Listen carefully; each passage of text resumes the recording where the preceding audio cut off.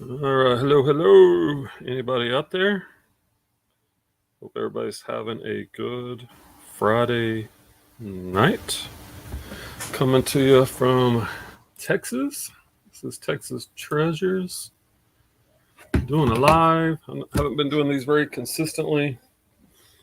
Tonight I want to talk about reselling, take questions, share some of my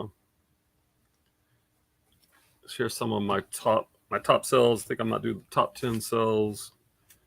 Let's see if anybody actually shows up. I haven't been making any videos, only doing lives sporadically, so don't have much of a following, but we'll see. Maybe we'll get some people jump in here. Until then, we will be patient.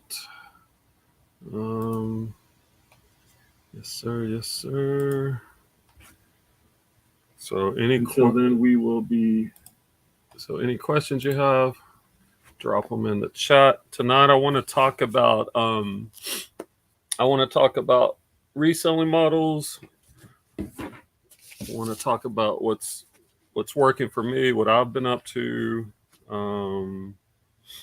Talk about sourcing routes, maybe listing habits, and take any questions you guys might have out there.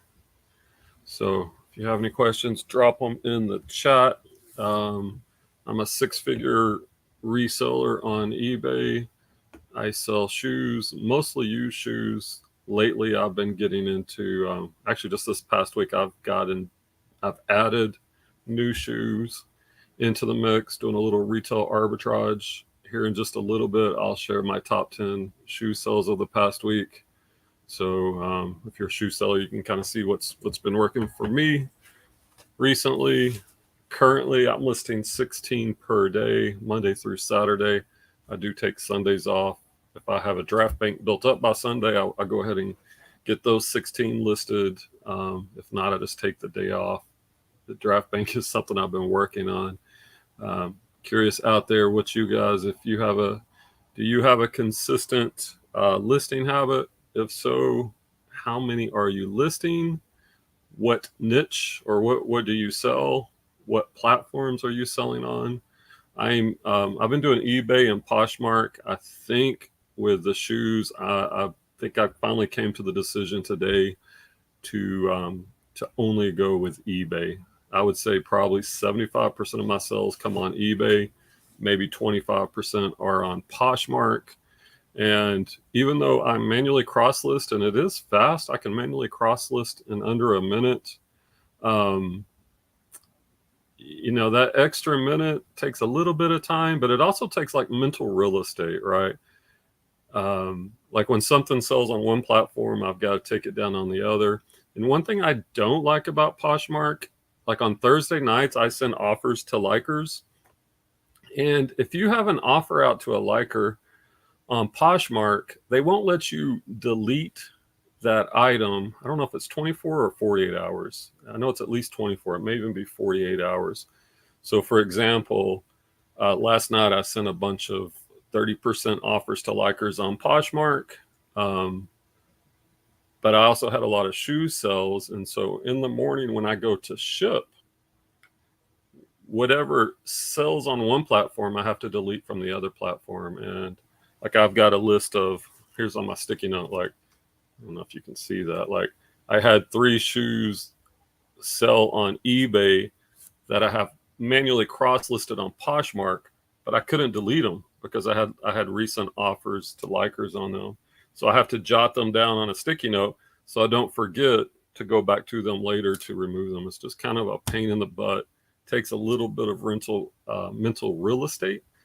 And since most of my sales are on eBay, I think I'm just going to do nothing, all my shoes on eBay. And that might allow me to list a little bit more. If that allows me to get 1 or 2 more extra listings per day on eBay, then I think that's a good thing. And it'll free up some mental real estate, as I said previously. So anyway, if you guys want to share what platforms you're selling on, what you're selling, I'd love to hear from you. As I said, I'm I'm doing used shoes. I'm adding new shoes into the mix. My friend Matt, he has a YouTube channel, eBay Poshman. He's also on Instagram.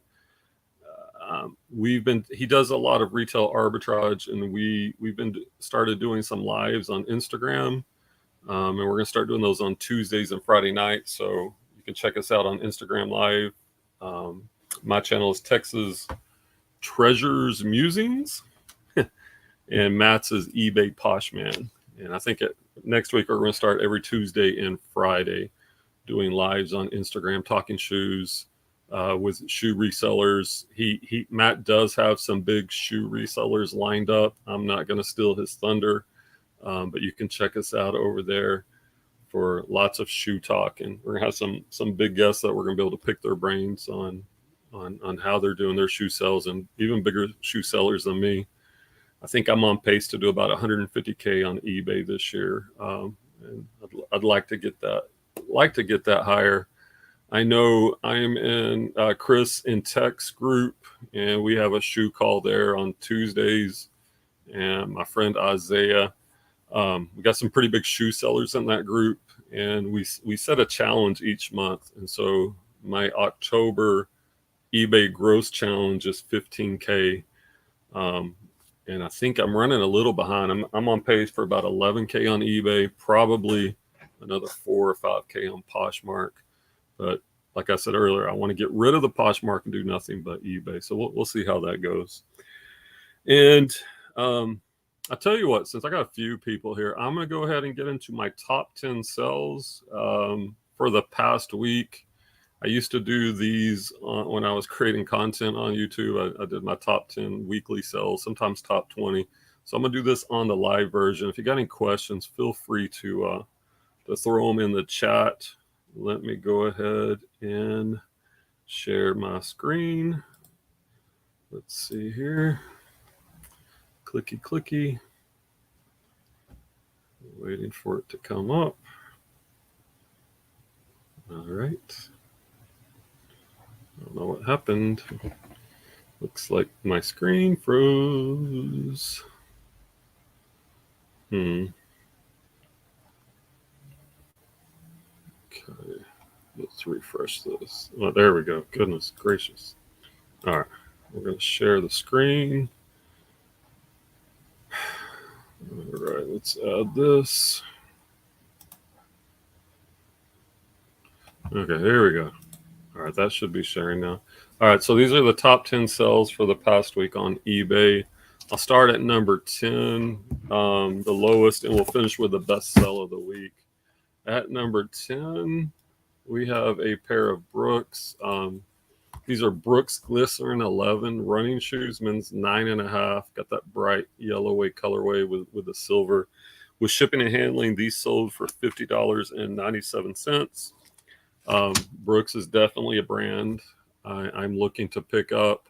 As you can see right here, a lot of people will pass up shoes without insoles. I pick them up if the price is right, and I include a pair of replacement insoles. And in the item description, I just note that. And I still sell shoes without the insoles. So some people won't pick them up, but I will if it's a good shoe.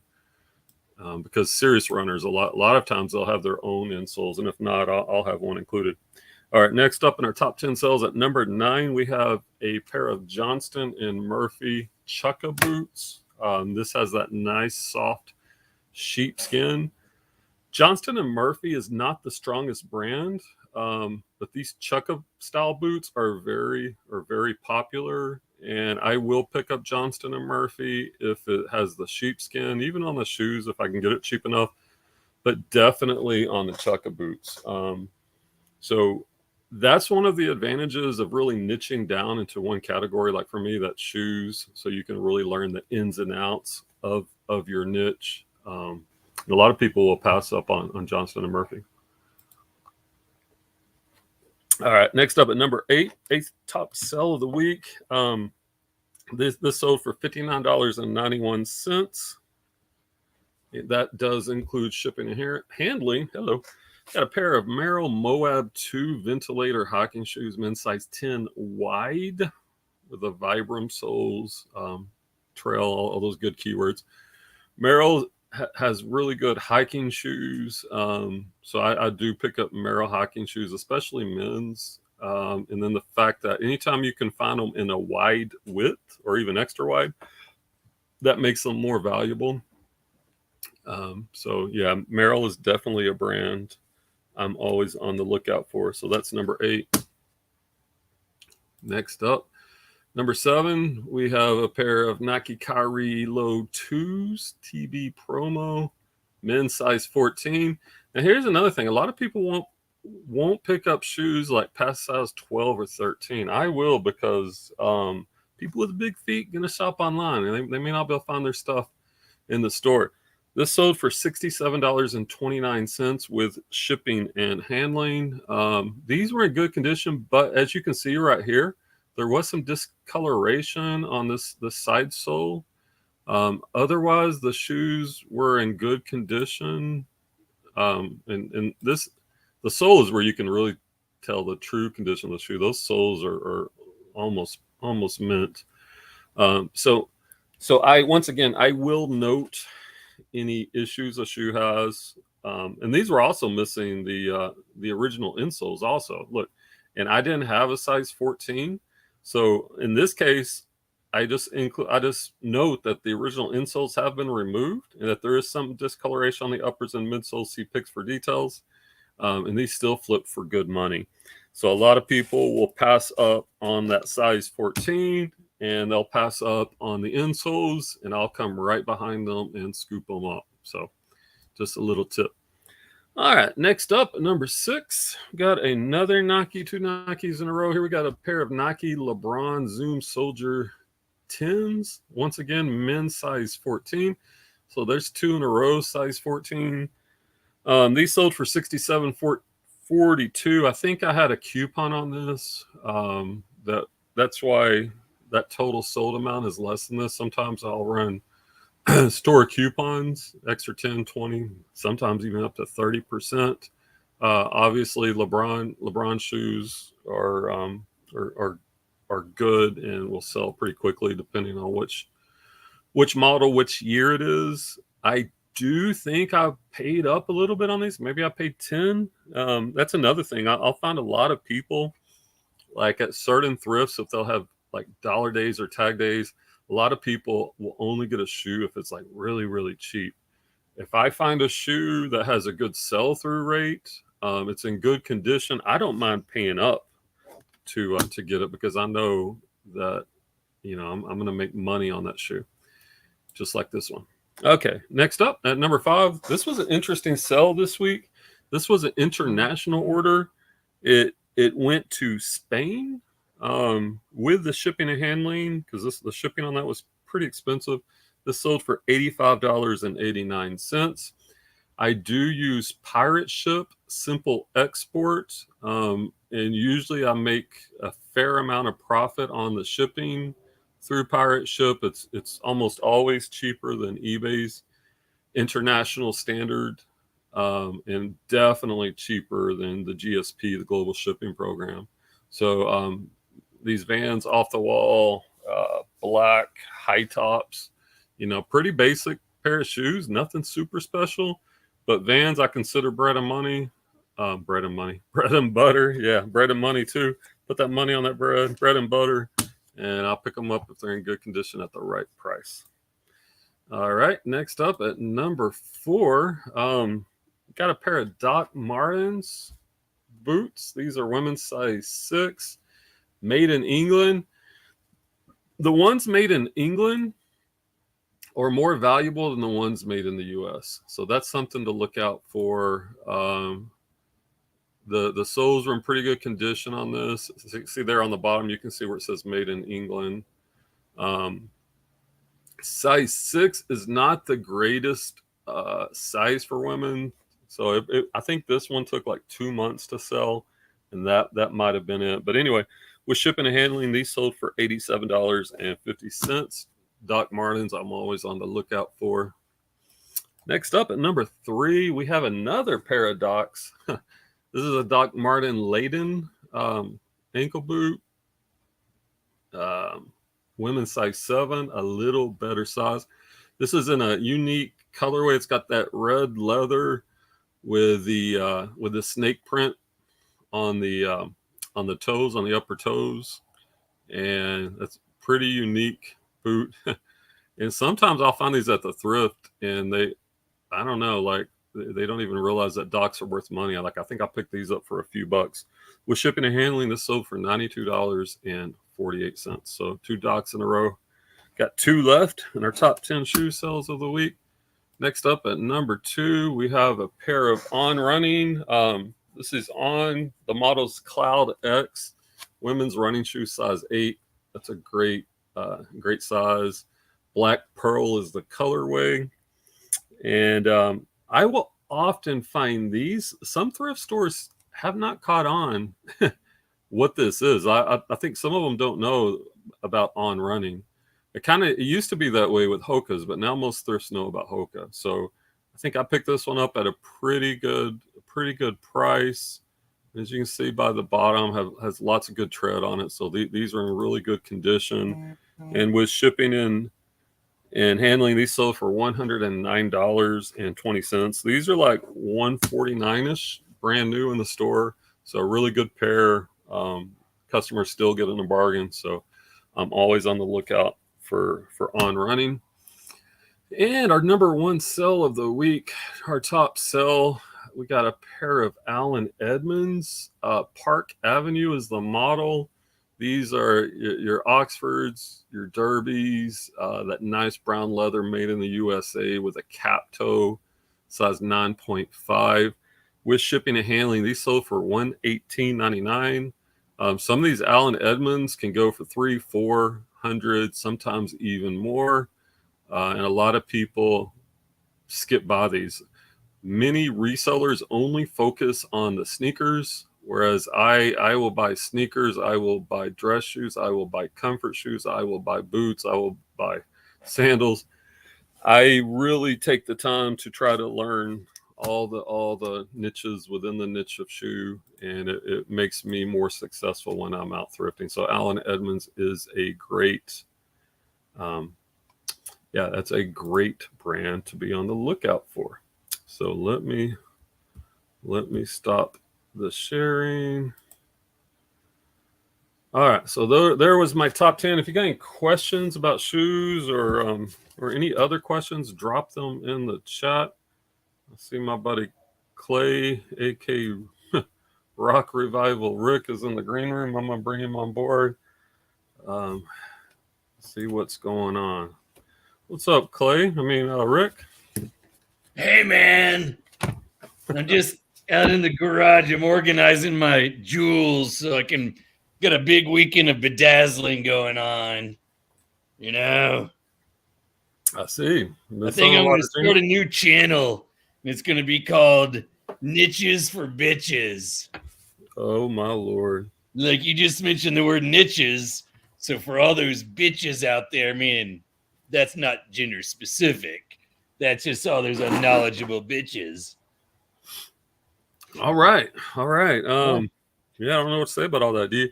I just did my top 10 sells of the week. Do you have any sells? You want to share maybe a good sell, your hat you told me about? Yeah, let me actually bring it up on the laptop here. Yeah, I know Clay's been listing 5 a day, right?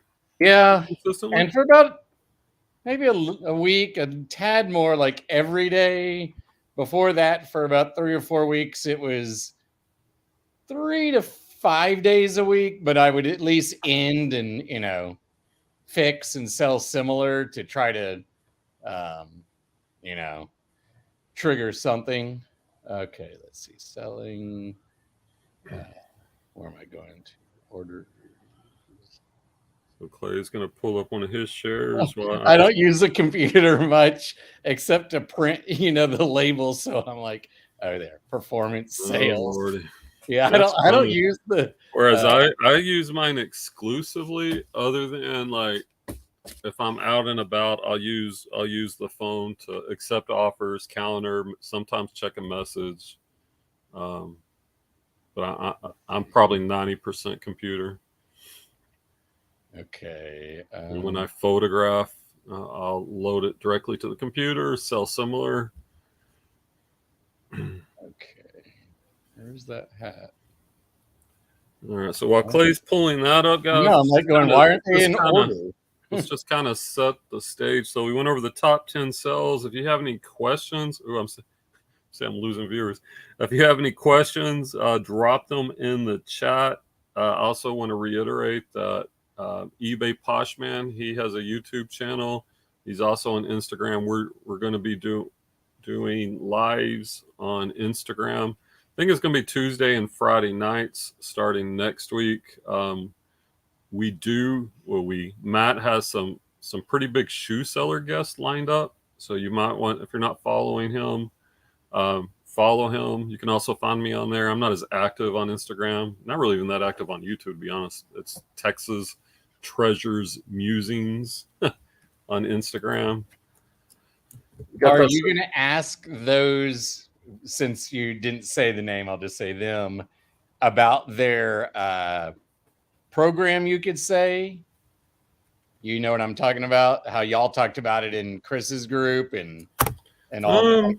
Like, how's it going? Or because I know y'all in the group had my perception was quite strong opinions about it.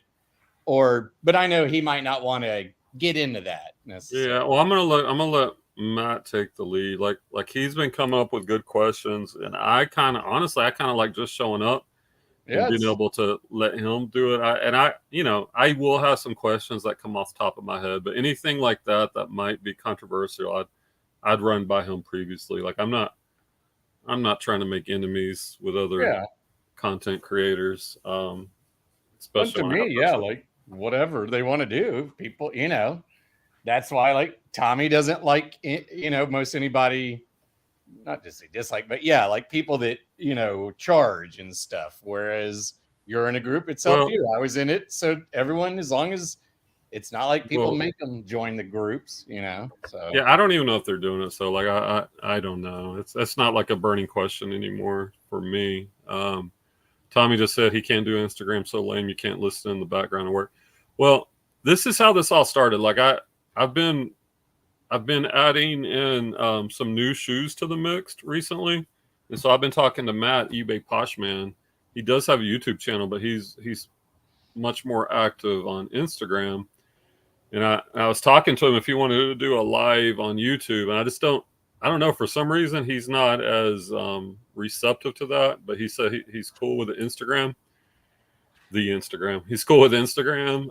And I will say it was pretty easy and smoothless. And, I know you may not be as easy to listen in the background and work. Like I'm more team YouTube, I guess, because that's where I started. But, I don't mind joining his live on there. I told him I would like it if we could figure it out, maybe to go live on Instagram, and also maybe I could piggyback that and stream it live on YouTube. That would be ideal. So. Oh yeah, because people will stream on Facebook and YouTube at the same time. Yeah, like Val does that, or she did that. I don't know if she's still. And a bunch of people, will do. All right, so you got your cell, man. Do I hit present? Is that the button to show a screen? Yeah. Okay. It's been so long. Oh, share screen. Share screen. Google? No, I don't know. You're going to let Google record that screen. Windows. Why won't? Oh, Chrome tab. Duh. Who is that, Tommy? You're talking about Matt?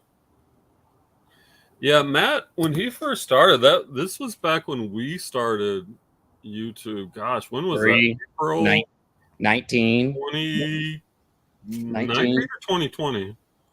Maybe it was 20. I think it was January or early February. We did at least 4 or 5 from your house before Corona. So maybe it's 2020. Yeah, because Clay and I started doing some lives, and then I don't even know if it was lives. I think we just did lives.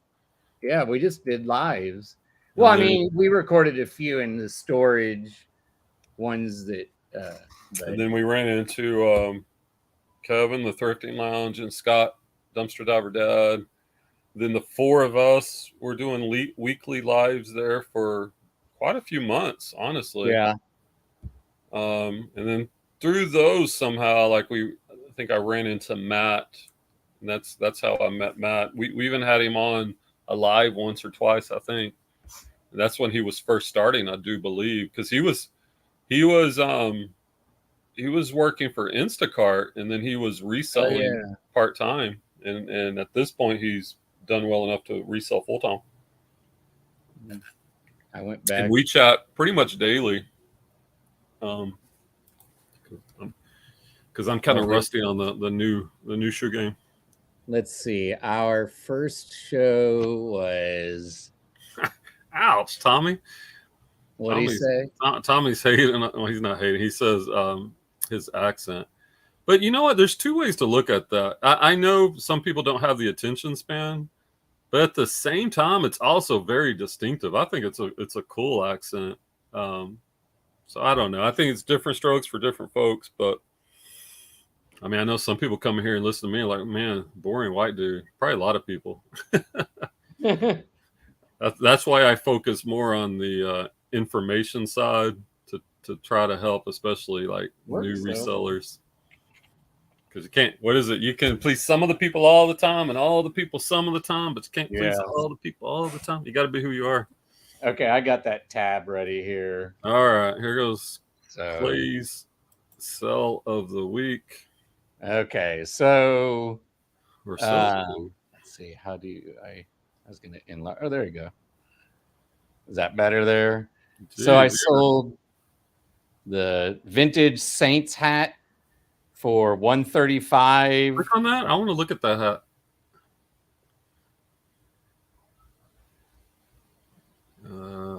You got a script. That's a script hat. Did you have that in your title?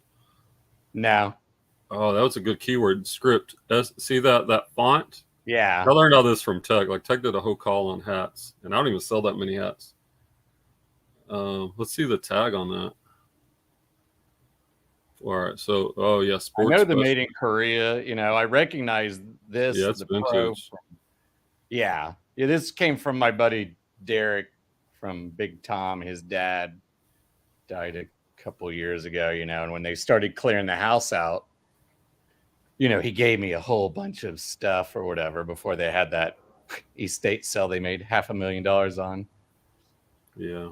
When mom moved to the home. But yeah, so that was a good one considering that's a nice sell. $0, and that sold in like 20 minutes. And then you had it. Look, you got script. You got that in your title.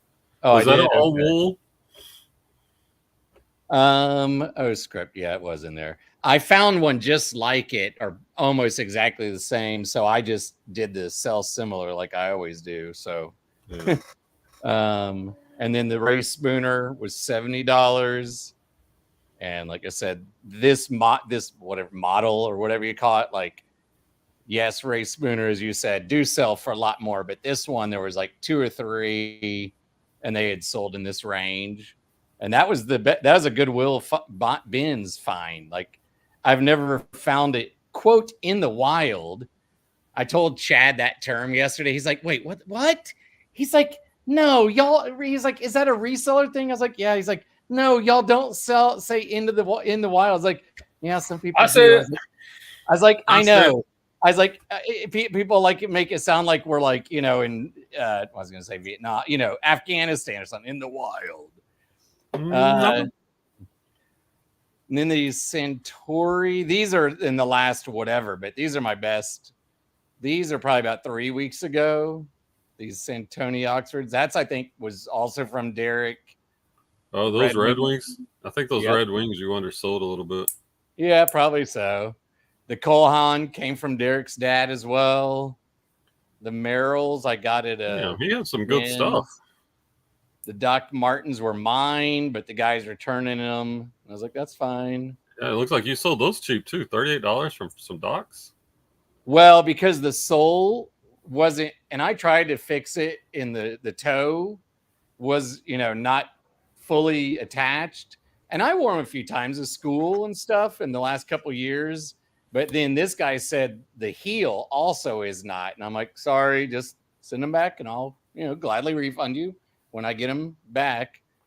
Some Chuck Taylors from the bins. Mm-hmm. These hangers, those are from the Grimes unit. Like, that is so random. Velvet hangers. 2.5 years ago. I still have stuff that I hadn't listed, but they sold in about a day. So I'll take 34 because when I averaged out that unit, no, it wasn't 338. That was Matt's jeans. There was like 350, some UFUs or whatever. So some things I know I've undersold, but I'm okay because I'm trying to move it. Like this was from the crying unit. I listed it and it sold in a couple of days.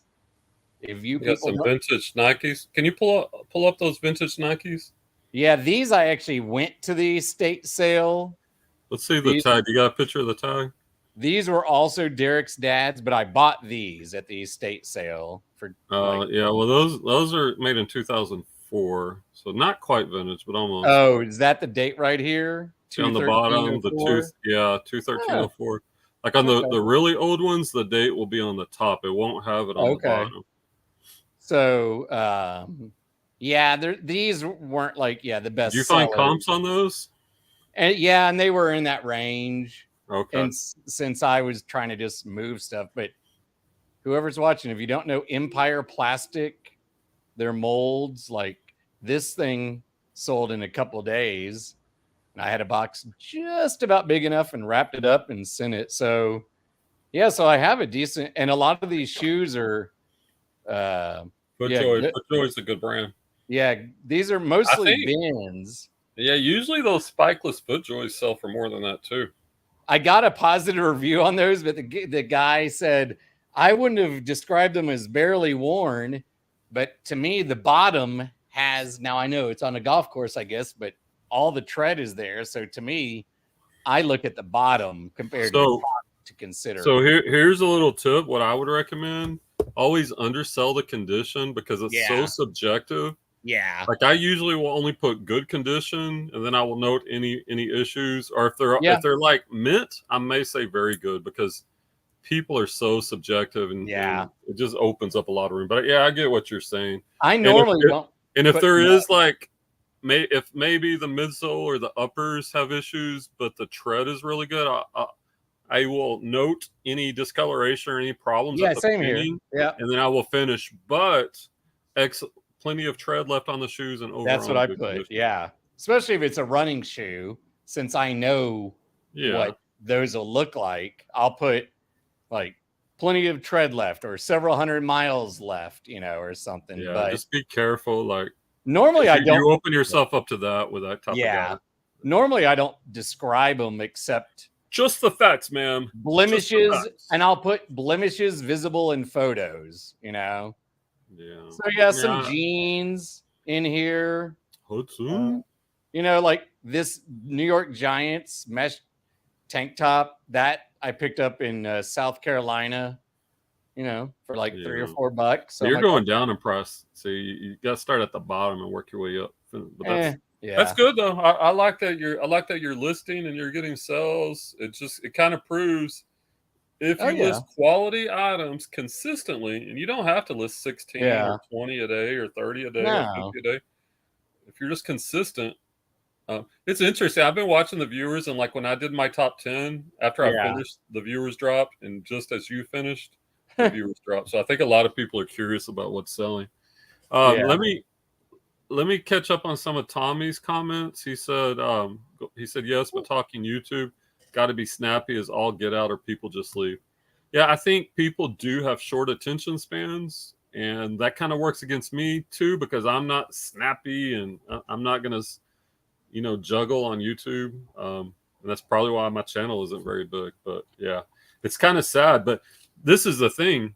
You can be a very successful reseller and have a very small channel. Like I know I sell more on eBay than most of the big reseller YouTube personalities, but people come to YouTube, I think, for entertainment more than knowledge for most people. Not all, because the people that follow me tend to be people who seek knowledge. Yeah, sports specialties is definitely a very important keyword. And I have the vintage Jacksonville Jaguars with like their first logo listed for like 30, and that might be a little high, but you know. Yeah, Tommy said Empire is the company that does blow molds that people go nuts for. Yeah. And he also said Microsoft latest study is 8 seconds for adults. You know, when I was a teacher, one of my favorite books I always taught was Fahrenheit 451, and it was written in 1952. And the whole premise of that, this is when TVs were first coming out, and it was like a science fiction set in the future, and books were illegal, and the firemen would actually come, and if they found out you had books, they would burn them. But the backstory on that is how, as society progressed, people's attention spans got shorter and shorter. People read less and less, and all they wanted to do was to be entertained. And eventually, people just didn't read anymore themselves, and they just had to be entertained in shorter and shorter cycles. And this was written in 1952. And when I taught this to my students, we looked at all the things he predicted, and it's scary how on point he was. Dianetics by L. Ron Hubbard. And to me, it's scary because we see people going down that, like YouTube, like look at, what is it, Instagram lives, TikTok, like people just they can't focus. So if you are someone that can focus and you can be consistent, you have such an advantage over most of the population. Plus, if you can read, and you actually do read, you have such an advantage that you will be successful. And I think it's a separating quality that most people don't have. It's funny, as I'm giving that little lecture, the viewers drops too. Yeah, they don't want to hear it. Oh well. Yeah, whatever. You do you. You do you. You heathens. Keep scrolling. Me, I say that, but I'm going to go in and watch another program on Netflix or whatever I paused when I mean, and don't get me wrong, I watch programs. Yeah. I watch shows too, but there's a couple books I'm going to go buy that But I do read, and I do maintain a level of attention, I think. Tommy says most of the big YouTubers do everything for video, not for business. Well, I think their business is YouTube, so yeah. I think that's why Chris is an anomaly, that he provides solid information and content, and it's not like, oh, look at what I bought at this garage sale. It's not the glammy glam, get everybody's attention. It's like, hey, if you try this, you may find out you'll be successful. And that's why fewer people go that route, but the ones that do tend to be more successful. All right, let's talk about resale models. So what I've been doing for a while now is the used shoe game, and I love it.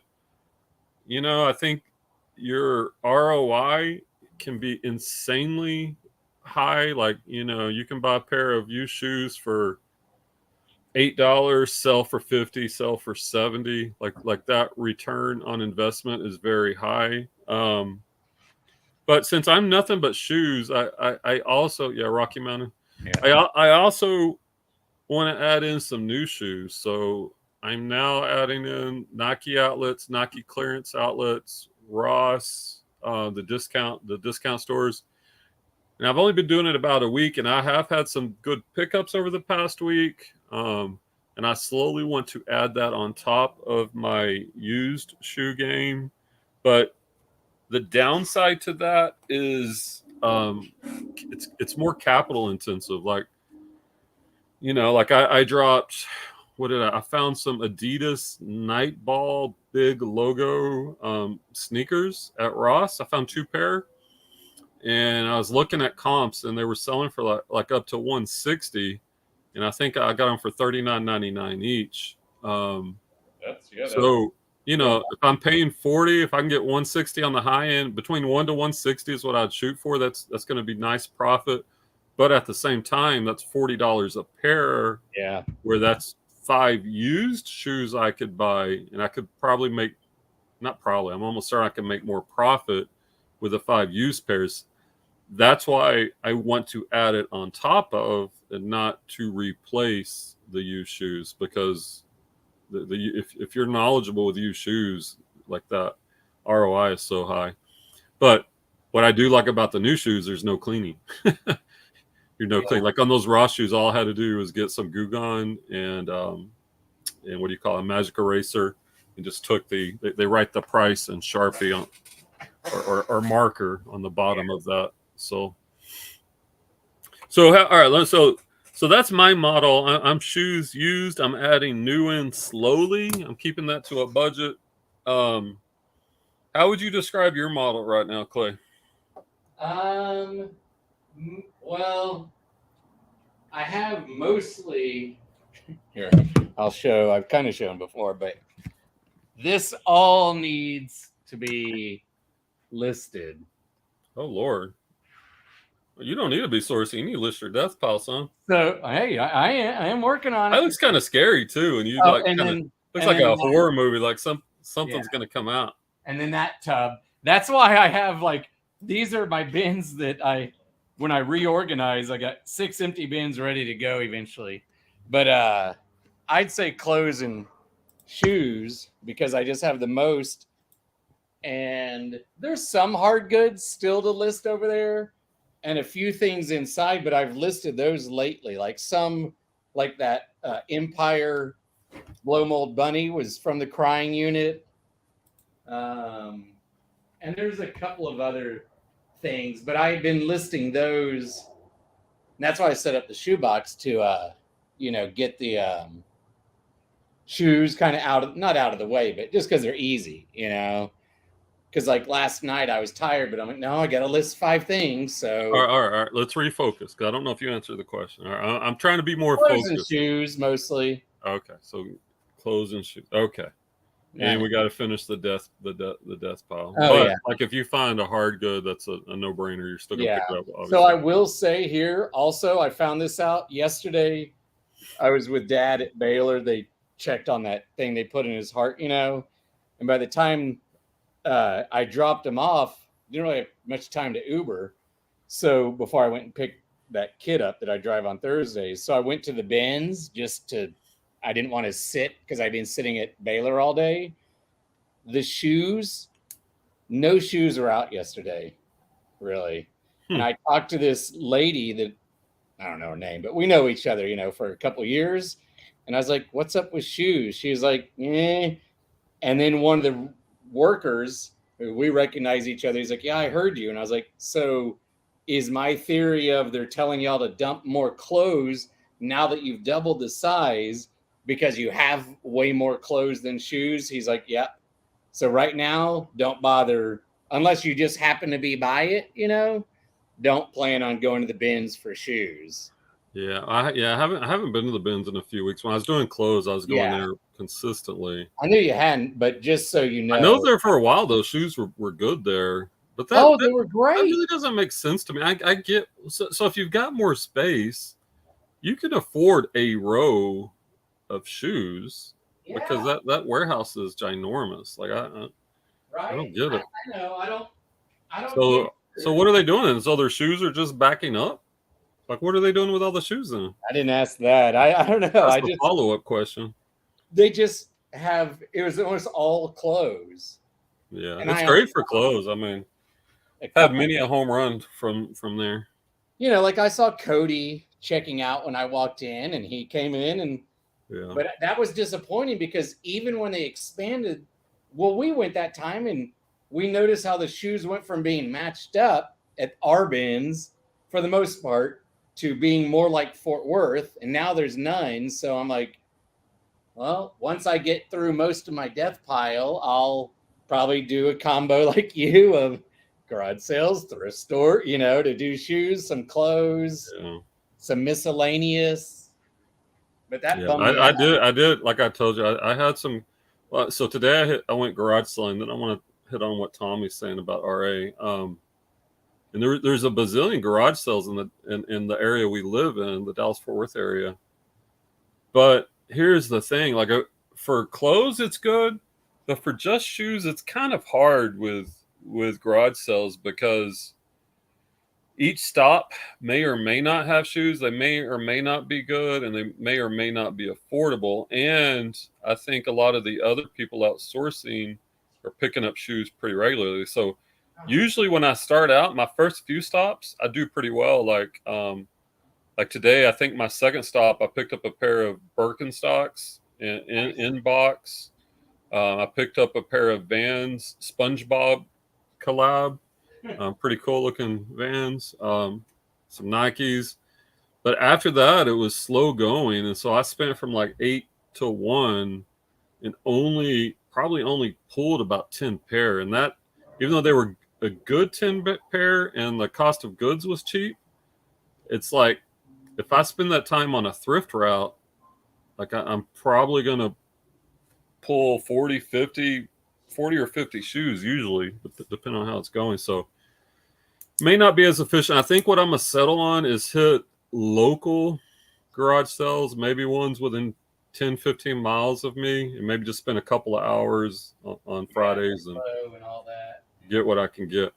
All right. Tommy says he's been doing RA, that's retail arbitrage, for 4 years. I only do it now for fun for many reasons. Number one, can't predict the flood. Yeah, so that's the disadvantage of retail arbitrage. Like, so if you go to a Ross and you find a several good pairs, there could be hundreds of other Rosses also with that same inventory. And what that means is the market could get flooded. And when the market gets flooded, it becomes a race to the bottom. So if you're playing that game, if you're not like one of the first ones to sell, then hopefully you can afford to sit on it, let other people sell out. And then as they sell out and there's fewer, it's supply and demand. As there's less supply, that demand and that price will come back up. That's a really good point, Tommy. Number two, competitors can't afford to wait and bottom out market. Yeah, that just ties into what I was saying, right? Like, I know Hustler Hacks, he talks about that pretty often, that he's aware, like that is a model where you'll buy these new shoes and you kind of realize you may have to sit on them for a year for the market to bottom out, and then the value will come up. Number three, it ties up capital. It does cost more money, as I said previously. Number four, low ROI, return on investment. Percentage-wise, it is. But even total dollar-wise, it can be good. But that kind of ties into tying up the capital, like your return on investment. And he says, number five, on average, much more long tail than pre-owned. Again, there's anomalies like cleats. Yeah, so with RA, on average, it is more long tail, which means it's going to take you longer to sell because you're competing SKU for SKU. Because with pre-owned, like if you have, like I sold a pair of vintage Nike ACG hiking boots. They were from 1994. There weren't a lot of those, especially in the size I had. There might have only been one. So there's less competition for that particular shoe versus if you got a current release shoe, there could be hundreds, maybe even 1,000. You know, it could be hundreds of that specific shoe. And when you get in those situations, there's nothing differentiating. So it becomes a race to the bottom. So yeah, you got to be smart with the RA game, and that's why I'm just adding it. Maybe it might get up to 10%. And Tommy says, have you out an ad to buy gently used pre-owned shoes? I did that with clothing, and actually Facebook Marketplace took it down. I do want to do that, but I got to figure out how not to get Facebook to take it down. But yeah, that's on my agenda of things to do to try to be proactive in getting shoes. And Clay and I, we won't talk about it here, but we have brainstormed some kind of advanced ideas on how to do that. We won't share that here, Clay, but some things that maybe down the road we get into. Yeah, so Tommy, I rewrote on yet another to-do list. Yes, a piece of cardboard, Brian. But there, I've mentioned, I think, this local garage sale group where it's not just people selling stuff. Like I drove people to the Texas OU football game last weekend in the guy's burnt orange 30-year-old Suburban with 250,000 miles. And he found me because I posted that I drive Uber and I'll do cash rides. And then I'm going to pick some guy up at the Arlington airport. Didn't know they had one, and drive him to the Cowboys game since I'm going, because he's flying in on his own private plane. So he'll be there when I land. So that'll be, but I'm going to post in that group, like my bike, instead of posting on eBay. I just want to sell for cash. And I have a few other things that aren't worth trying to ship, like this mirror, but I'm going to post in there, Tommy, and ask some of these people, because they live in neighborhoods that are where I grew up, where people have more moolah, you know. And I think the guy. Wait, what are you talking about, Clay? Wait, all right, I'm confused. You're talking about right? Are we well, talking? First, I was just saying how this one garage sale group I found, I get rides from it. But that's the group I'm also going to post in about. So you're saying you use the groups to get, because it's a garage. The group is called like Park City's garage sale group, but most of the posts are not about people selling stuff. It's like, where should we stay in the Bahamas? I'm selling my Mercedes. Where do I go to? Where's a good foot doctor? I recommended my friend who's a podiatrist today. So, you know, that's. And I might try next door as well. Okay. All right. So I know. So are you saying? All right. So you're just giving an example of how you use groups to get rides. Yeah, right? local garage sale groups on Facebook.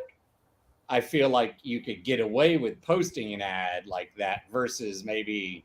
I don't know. On Marketplace. Well, it depends who runs those groups, you know. Yeah, I think that's what I think somebody in the group, when the groups reported it, that's what I think happened. So I don't know. I got to figure that part out. Tommy says they don't get deliveries at the same time. The main distribution is in California. It seems to work from west to east. Being in contact with others that do RA, we communicate with what's in our stores. I like it. Yeah, Matt says last night.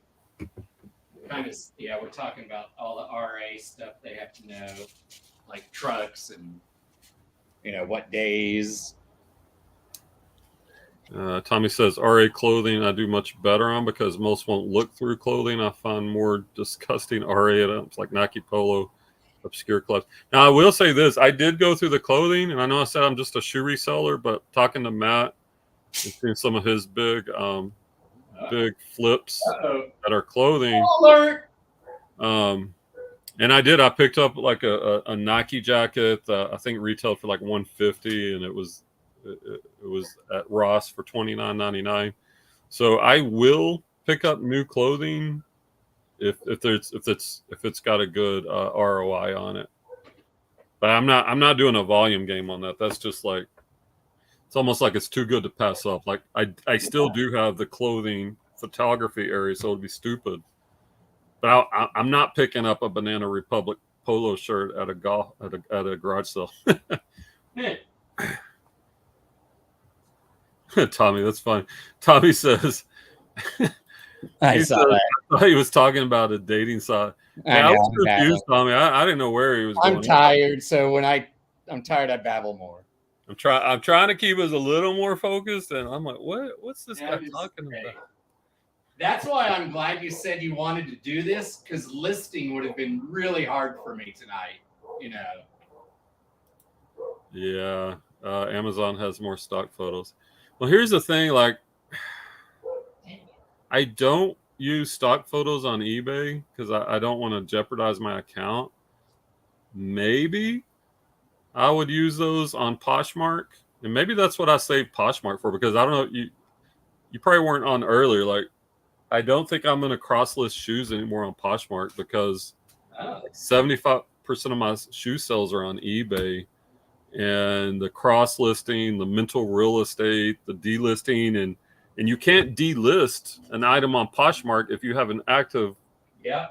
offers on it, which is stupid. So I have a list of Poshmark items I need to like this is just mental drain.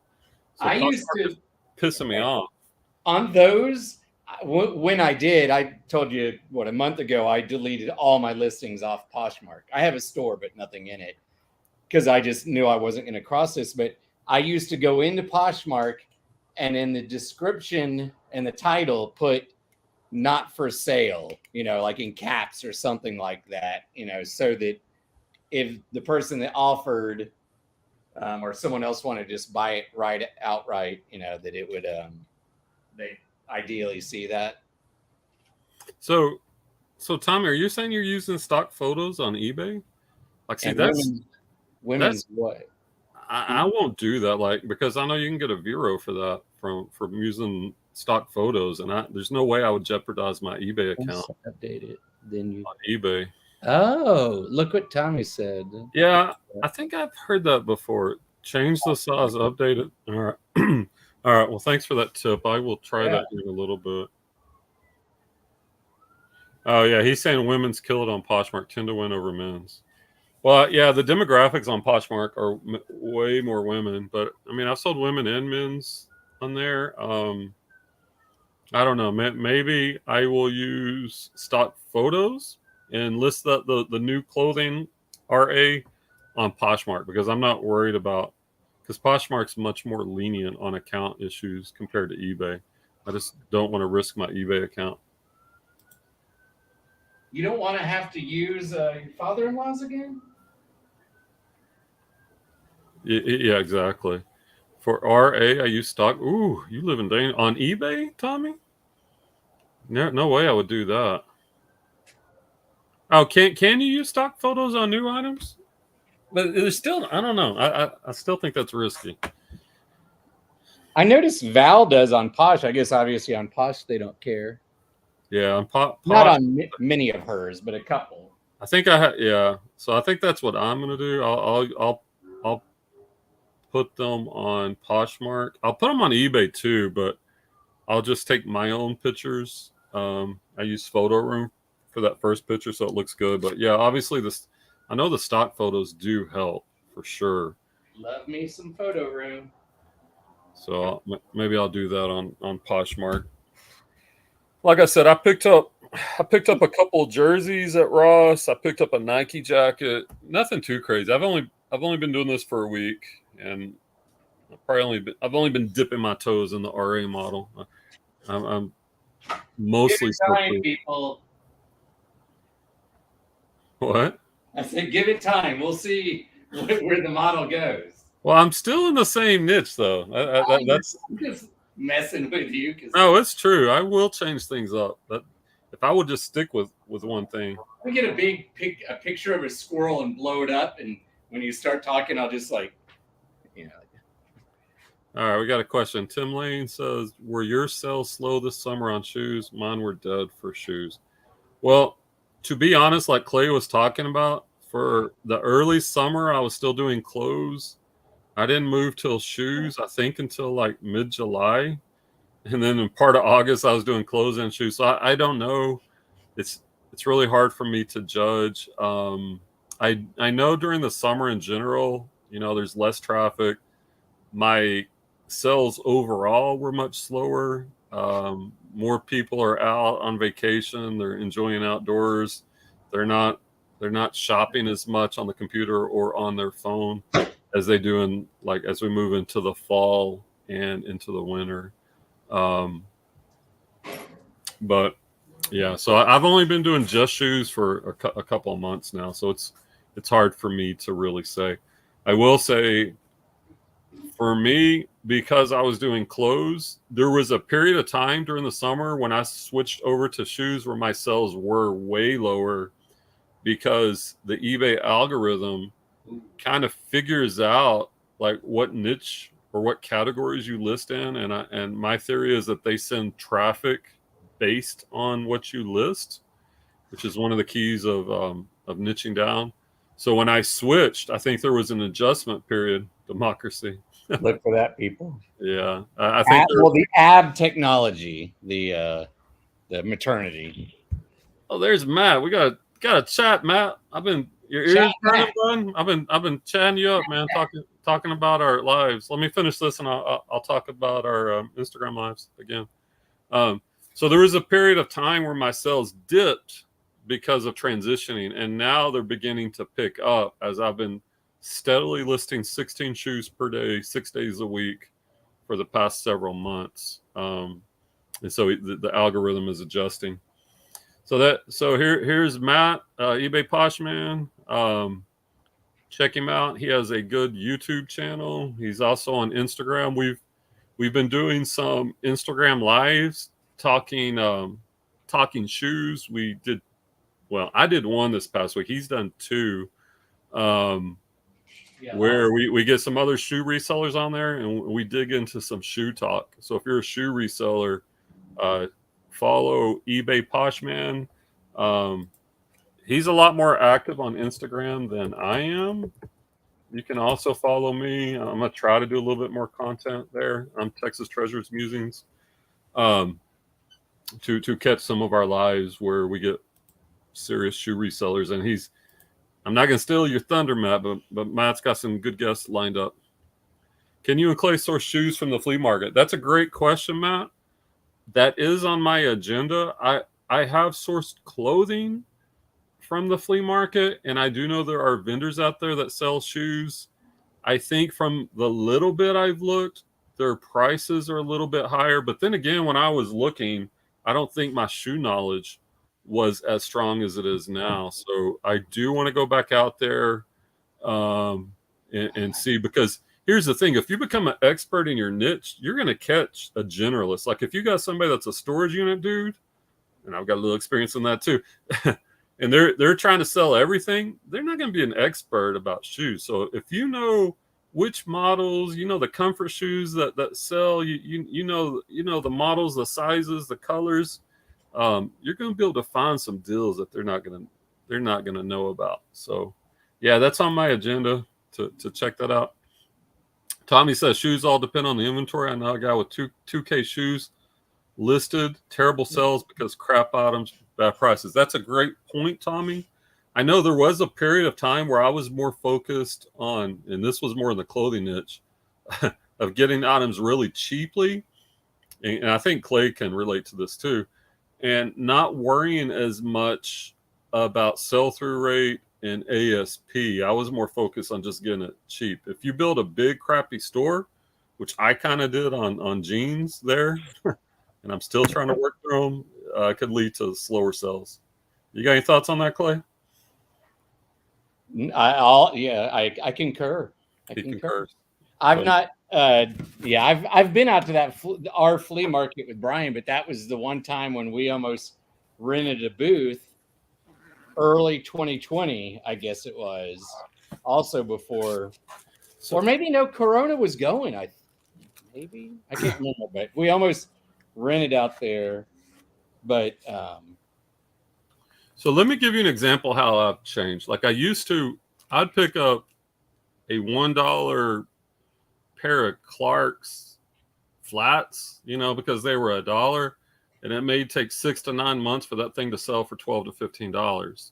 Yeah, same here. But now, like yesterday, I went to a local thrift store and I found these docks, these white docks, immaculate condition. They were priced $15. Old Texas Treasures was saying, that's too much. But I looked up comps, and these are selling 60 to 90. So I have no problem paying $15 for some quality docks, because these are going to sell fast. And even if I only sold them for $50, which I think I can get more than that, I'm going to make some pretty good ROI on that. So I now will pay up. I'm not scared to pay up if it's a quality item. And another example, I paid like $30 on a pair of what were they? Dan Post cowboy boots, full quill ostrich. I never would have done that a couple of years ago, but I paid $30, but they sold for like $150. So that's almost like a retail arbitrage ratio right there. Matt says, yeah, I know lots of people find stuff at the flea market. Yeah, there are so many places to source. That's what I was kind of talking to you about, Matt. And maybe we could talk about this on one of your Instagram lives. I want to talk about sourcing routes because I'm still trying to figure that out. Like on the used side, I have different thrift stores. I already have different routes I'm kind of building in. There's garage sale days. You got estate sales. You got flea markets. You got retail arbitrage just from RA. You've got Ross, Burlington, TJ Marshalls.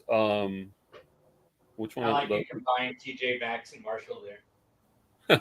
You've got Nike outlets. You got so many places. Like it's almost like a full-time job trying to figure out your routes and then like what days and what's your schedule like. I think what I would like is probably most days source from like 8 to 12 or 8 to 1 and then get my listings up in the afternoons, like maybe 1 to 5, 5ish. We talk a lot about in Chris and Tech's group about schedules, and I'm pretty good on that, but it was easier when I was doing clothing. Especially it was really easy when Clay was sourcing clothing for me. So he would just deliver 200 to 300 pieces of clothing for me, so I could spend all day just listing. But now that I'm sourcing my own shoes, it's a little different, so it's still an adjustment period. Good old days. Tommy says I'd pay 30 to 40 if I had to all day for clean high-end running shoes and sell for 60 to 115. They sell so fast it doesn't matter. Yeah, I agree, Tommy, but I didn't used to think that way. It was an error in my thought logic. But yeah, that sell-through rate really is that variable that's so crucial. There was a glitch in his matrix.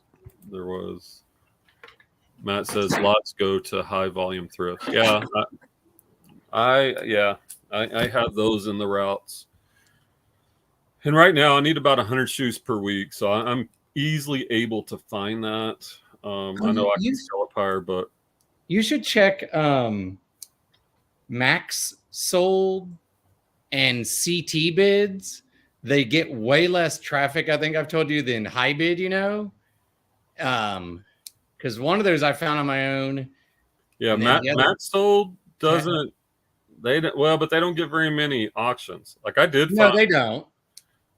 Yeah, but I'm the one that told you about Max Sold, but okay, you told me about Max Sold, and then I told Kat about it, and then I found CT bids, which I like that because almost every penny they make goes to like battered women or something like that, And those auctions were just like compared to high bid, the number of people looking is way less.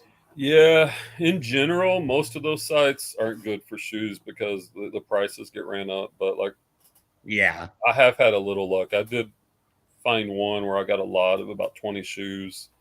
I think I paid $100, and there were some real bangers in there. Tommy says cash flow is king in self-employment. Yeah, you definitely got to have the cash flowing. Tommy says or asks, what's the most you would pay for mid-range shoes like Saucony, Asics, New Balance, etc.? Well, on those brands, there's a couple of factors. Like, what's the model? Is it a newer model? Like, if it's a Gel Nimbus 22, and it's a really good condition.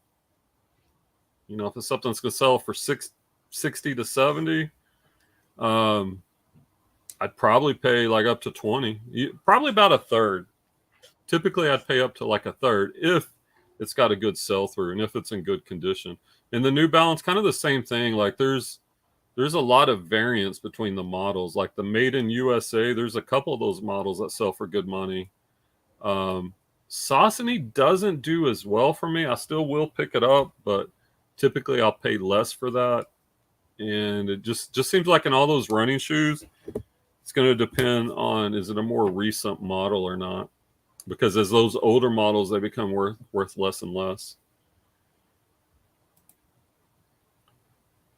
Tommy says, I'm talking average overall and brand. We all know.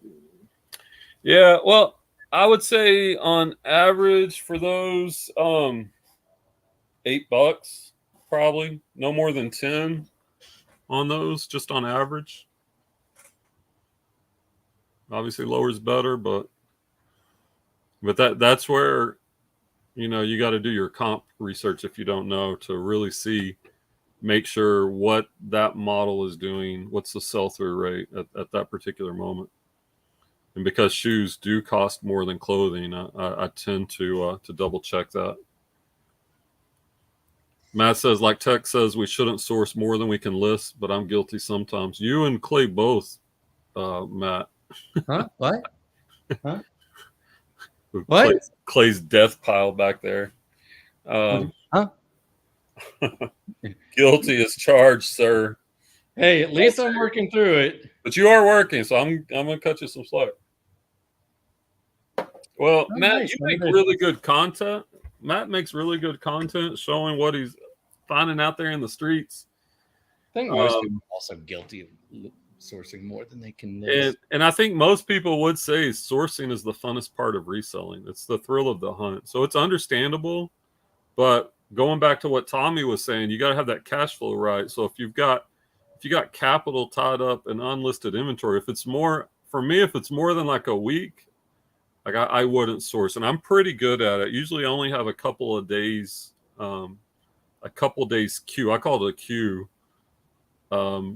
Because as it comes in, it gets cleaned, then listed in that specific order. You're very British, using the word queue. Here's my Deion Sanders Jackson State jersey. That's partially why, I text Gretchen yesterday to ask her a question, just like, "Hey, how's it going?" And I was like, "Do you need any Christmas sweaters?" She's like, "No, I'm good." But I haven't. That's for y'all, Matt, that don't know. That's the local store I sell that most generic T-shirts that you can't even sell on eBay. I get them at the bins for what? It's like a quarter, sell them for $6.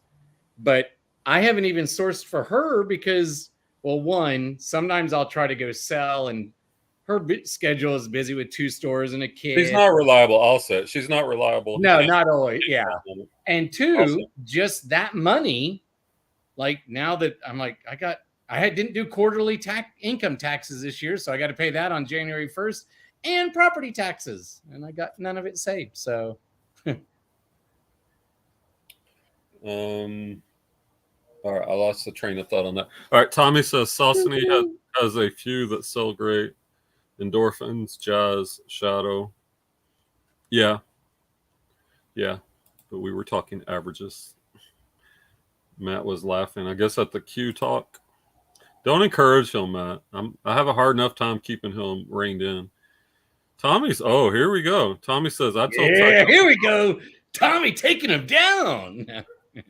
Don't sell items for $1 just man, there is nobody that makes more money than Tech with pre-owned clothing. Tech's average, he pays $4 per item. On average, he sells for $22 and change. Now, obviously, when you're selling thousands of items per week, you're going to have some variance. And he also does have a whatnot where probably some of that stuff goes for cheaper. But overall, there's no way. Tech is way too successful. He can't be hating on Tech. That man drops so much knowledge. $35 a month, it's worth way more than that. Tim asked, can you clarify abbreviations? Like what abbreviations you talking about, Tim? So we got lots of abbreviations. This should go for about 80. Oh, and speaking of Deion Sanders, I sold a vintage. I picked that up at the bins. A vintage Deion Sanders Wilson youth jersey. It didn't sell for crazy money, like $39. Wow. But it was a youth. But it was a youth jersey. Yeah. And I think it was a time when Deion was in the news recently. He's still done a good job down at Jackson State and getting the HBCUs more publicity, which they deserve. Yeah, feel free, guys. Y'all got any questions? I know we got some knowledgeable people. Tommy's knowledgeable. Matt's knowledgeable. But anybody else, if y'all got any questions we could try to answer, feel free to drop them in the chat. We'll do our best. Tim, is Penny Lane near you? Sorry, I had to. Brian will mute me in a minute. Like, what is it? The Simon Cowell talent. America's Got Talent. Like, yeah, I need a horn. Is Survivor still going? What? I can't hear you. Do you say something? Jerk. Yes, Survivor, the greatest show on TV, is still going. Season 43. 43. I'm in a Survivor fantasy league. I love it. I'm in 5th place currently. How many people are there? There's 6. Hey, but my 3 contestants are still alive. So even though I'm in 5th, it's okay because they can still earn points. So if you get people voted out, you lose your people. Yeah, you lose your ability to earn points. Yeah. Oh, it would be like fantasy football if someone's on the injured list. Yeah, they have a complex scoring system based on a lot of different things. I don't even fully understand it, but yeah, I love some Survivor. I told Kathy you did the fantasy, and she said she did that before. She's watched every season of that and Big Brother. I watched all of them on Hulu. I now have access to Paramount Plus. I just finished watching season 42. So now I've got to compile a list to figure out the seasons that are on Paramount that are not on Hulu. And then I'm going to go back and complete. So I probably watched about half of them. Yeah. Did you add Paramount to you have YouTube, right? My son and his girlfriend, they have it. So we have a Moochers account. And like we share some of our accounts. You know how it goes. And I currently have HBO. I'm probably going after the the Dragon series is over. I'll probably get rid of it for a while, just because I just don't have time to watch all the TV. I know we were talking about reading and TV, but I read before I go to bed every night. I'll read for at least 30 minutes. Matt said he listed some endorphins on Posh today. Nice. Matt, I was saying earlier, I'm thinking about just going all eBay on shoes. Let's look at his story. Just to save a little time and a little mental real estate. And then maybe I'll use Posh. Maybe I'll cross list the art and clothing on there. And I do actually sell some jewelry on Poshmark. Like I get forget about that. From Alibaba, and because the shoes kind of makes the store. Yeah, I probably shouldn't say the you store. You said it after years. Yeah, the store kind of big. I think if I had a smaller Poshmark closet, it would be more effective. Tim says, I do garage sales every weekend and hit 1 to 2 flea markets on weekdays. Where do you live, Tim? I don't do much thrift these days because that's interesting. Like, what are you reselling, Tim? Yeah, garage sales are typically the cheapest or the lowest cost of goods.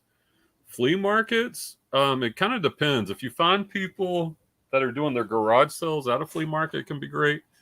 You can also, like I had a relationship with a vendor up there where I was getting shirts $3 a piece, where I was buying hundreds per week. And that was working out well when I was doing that.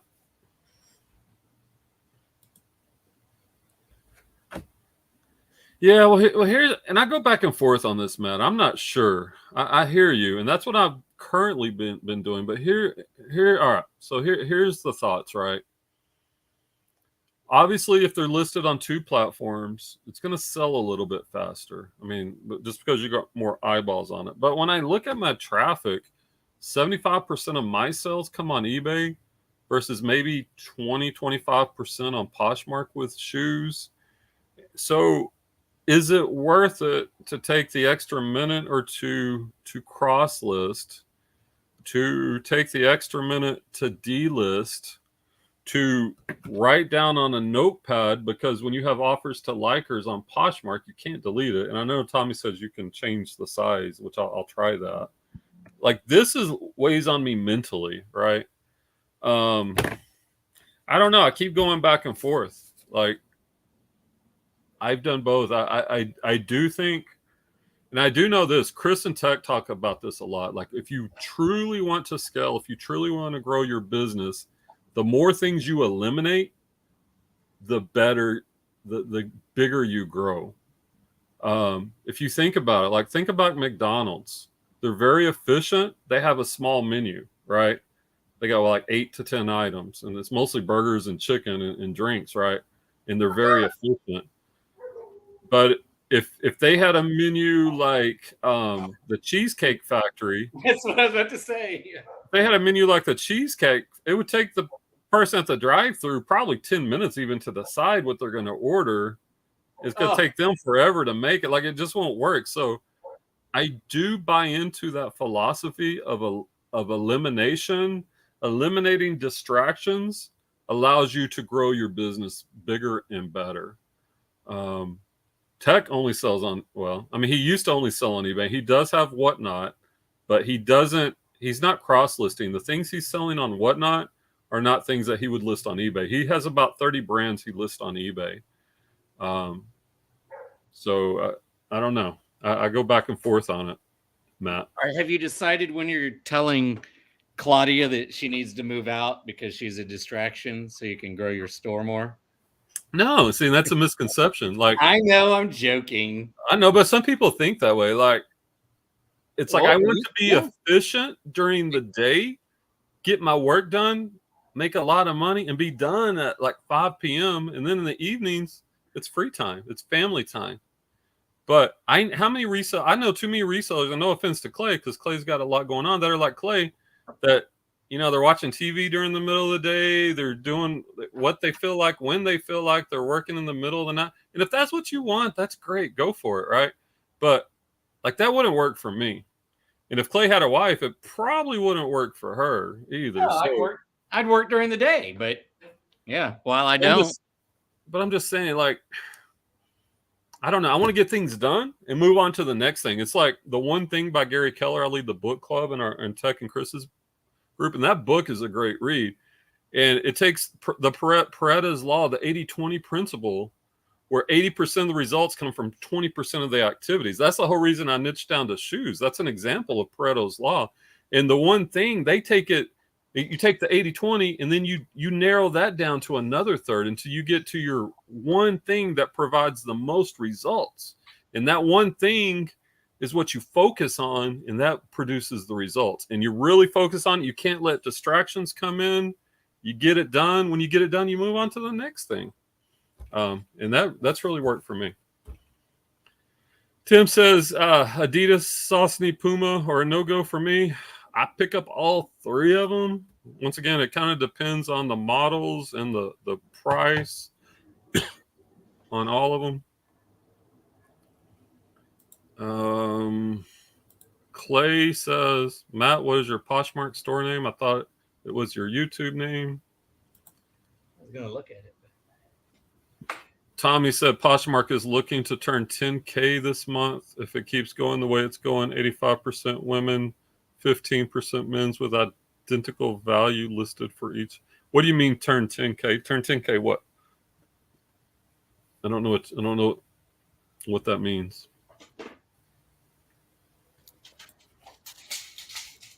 Matt says, we'll tell you sometime, Clay. It's very secretive. It's top secret. It is, yes. It doesn't want you buying from him. It hasn't been declassified yet. Tommy says, except the people preaching that spend full-time hours turning. That's BS, Tommy. That's just straight up. That's a lie, dude. Yes, they make money on Patreon. I've seen Tech's numbers. There wouldn't be 2,500 people there if it wasn't successful. The people that use what he preaches, and it's funny, like seeing all these other YouTube celebrities that are kind of taking what they've learned in the group and they're kind of taking it as their own. What they teach works. And that's yes, smart. Yeah. I will pay $35 a month that I can write off on it as a tax expense, by the way, to learn how to be more efficient, to learn how to sell more. I never listed 16 16 a day and can be done by 2 p.m. if I'm focused. Like the O'Brien, there's no way. Like I've learned too much from them. So, I have no problem with their business model. I know some people don't like people making money off of knowledge, but guess what? Lots of people do it. And if you're giving good knowledge out, if you're getting value from it, then you're willing to pay it. If you haven't, and honestly, Tommy, if you haven't been in there for a month, I think it's kind of BS that you're giving that comment out. Join the group for a month. Give it a month, honestly, and then give me your opinion. I mean, that's crap, dude. You're trashing somebody when you haven't even been in the group. That's BS, dude. Matt says you can use Flip to cross list for free. Yeah, I can manually list cross list for free. See, I disagree with you too, Matt. Like, y'all got to be in the group. You got to try it before y'all just trash. You're trashing the group, dude. Or as I'll tell people, yeah, I was in the group for like a month, but then I started doing Uber and didn't have time. Plus, I wasn't going to wake up early to do it. But Brian's shared, luckily for me, a lot of info from the group, so I've benefited him being in the group. Well, all I'll say is my sales were up like 300, I think like 300% last year, and it was from the group. So if I'm a dummy for paying, then so be it. I'll say I've learned probably over the years the most from, you, Tommy and Tracy, Mike, and Kat. Well, and here's the thing, Matt. Yeah, something could happen to one platform, and I do think about that. But I think eBay's been around a long time, and if you're not doing something stupid, and I'll be honest, like I respect Chris, but what he did was stupid. Like he had a big women's used clothing business, and he'll even admit it. That was stupid what he did. And he got greedy, like going from $0 to $1 million in pre-owned shoe sales. Like, even though he didn't technically break any eBay regulations, like it just wasn't smart. Like you gotta. That's why I was talking about with the stock photos. Like I'm very protective of my eBay account. I don't do things that could put my account health in jeopardy. But I hear you, and like I said, I go back and forth on this. But there's no doubt about it. If you invested all of your energy on one platform, you're gonna get more listings done. You're gonna be done earlier.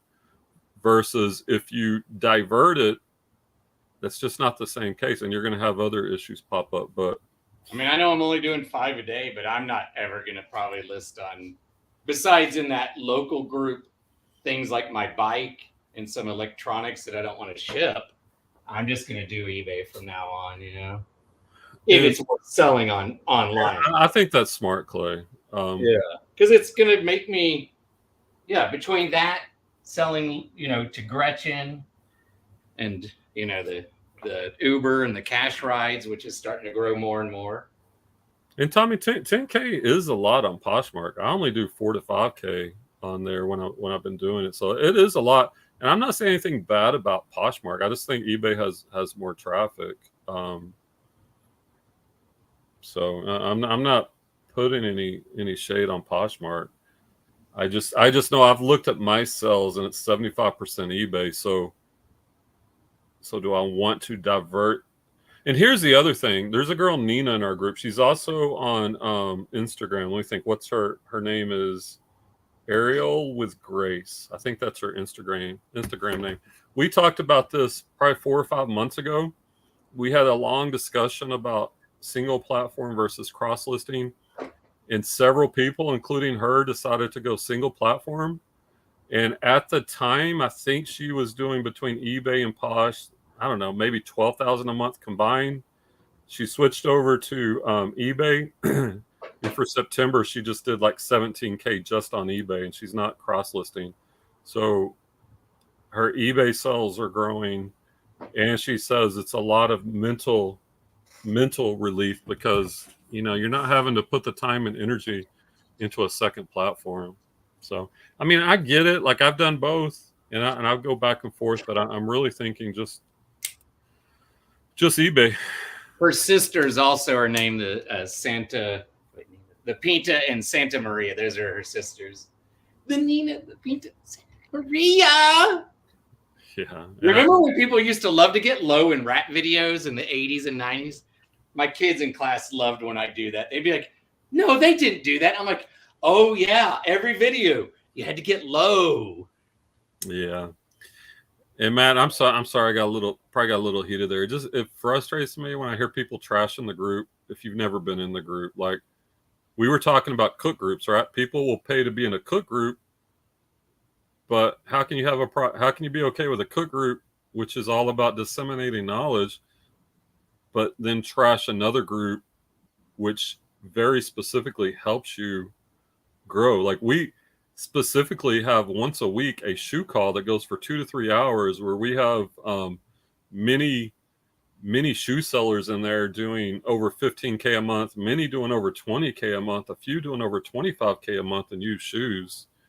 And we all talk shop and we grow our knowledge. And there's a book club call, which I host, where we work on self-improvement. There's a women's clothing call. There's a media call. There's Text Tuesday call where he answers questions for however long it takes for anybody. He's literally done a 12-hour call to answer every question. So he's not just taking people's money and running. Like he will answer every question that you have. And the information, the nuggets that he gives are worth way more to me than $35 a month. I would just say, before you jump to a conclusion, try it for a month.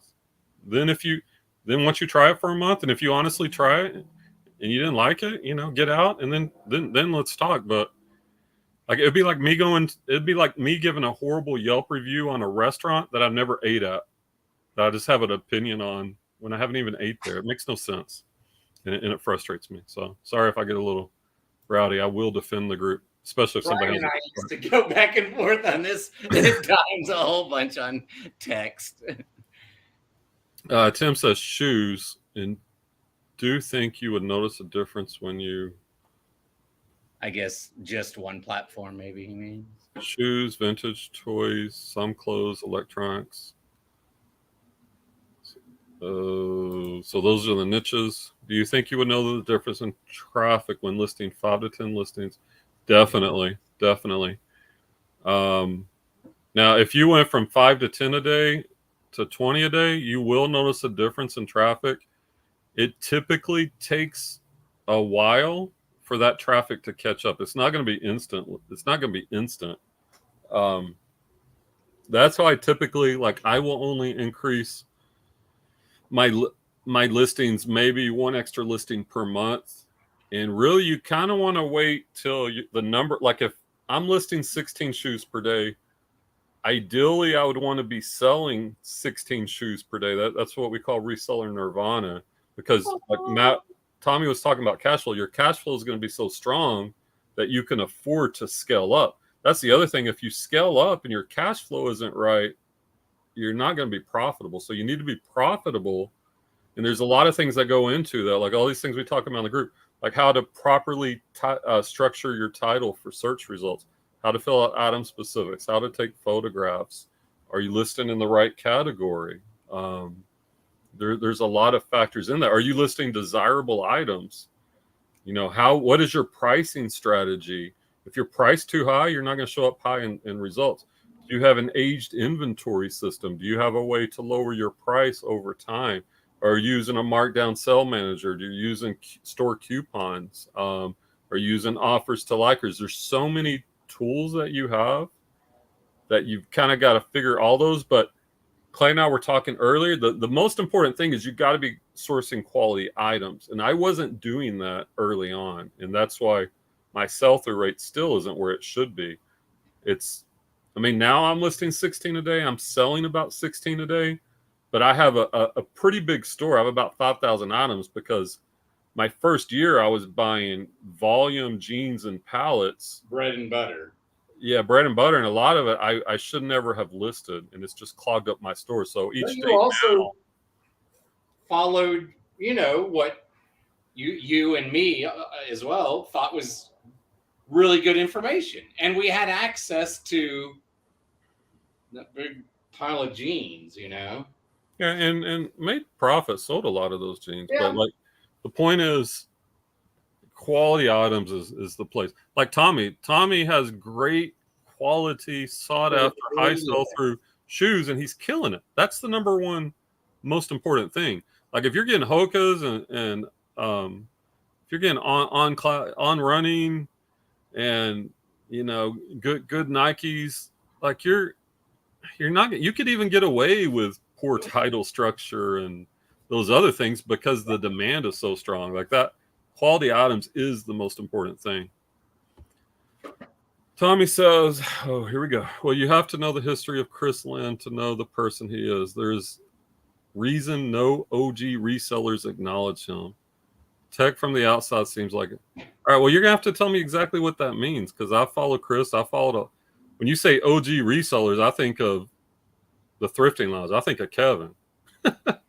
Ronnie Hart and that other guy in Florida that well, those OG resellers, none of them do the sales that Chris does before his eBay store was suspended. Now he's killing it on Whatnot. Like Chris is a smart dude. He knows how to run a reselling business. Like, so I don't even know what that means. Tech is an outstanding person.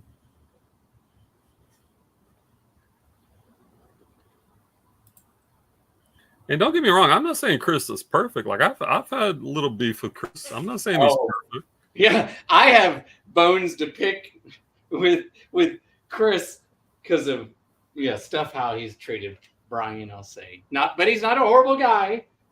This is my take on Chris. I consider him a friend. Like he says he's gonna come to Texas. We're gonna get some barbecue. We're gonna get some Whataburger. We'll see.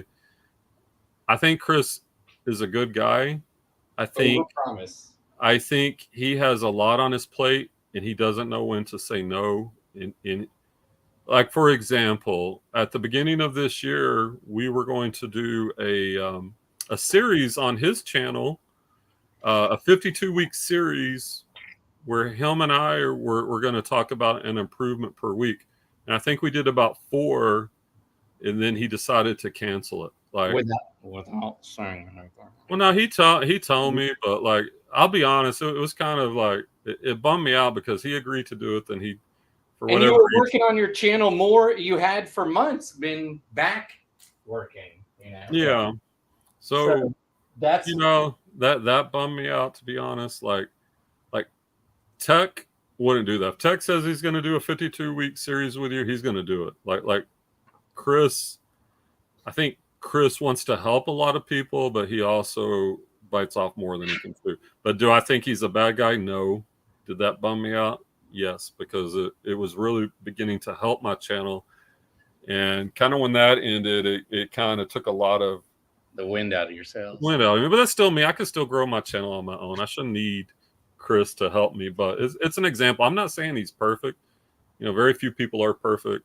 See, I should have almost been happy because not that you and I've talked about this, but when we did the crying unit, we were going all in on growing your channel together even more in storage units, and that ended in about 45 minutes of going through that unit. So it's like I really probably secretly should have been like, yeah, way to go, Chris. But it frustrated me because me and you at least talked about it, after a few weeks. I said something because that bummed me out, or whatever. But then I was like, whatever, that's like so that's an example of me being a hypocrite. Like I promised Clay that we were going to do something and I changed things up. Like, but that's the way if we're honest, probably most of us say things we do and then we go back on it. Very few people follow through. Under deliver at times, yeah. But hey, I've been recording. Eventually, I'll edit stuff and have my Clay's Brain channel of random videos. Maybe. I mean, let's have the blind guy helping me dumpster dive and letting him. That's why I'm not promising anything on my channel anymore. It's there. I don't know. I think I'm 900 hours short of being monetized, and I haven't been doing any content other than a random few lives like tonight. So if I decide that I want to get, I know I could get monetized and it probably make a few cents a week. Here, I'm going to share my screen real quick here. I'll show you what All right. Well, let me answer Tim's question while you're getting that ready. He says, "What method do you use to list?" What do you mean, Tim? You got to be more specific. Method.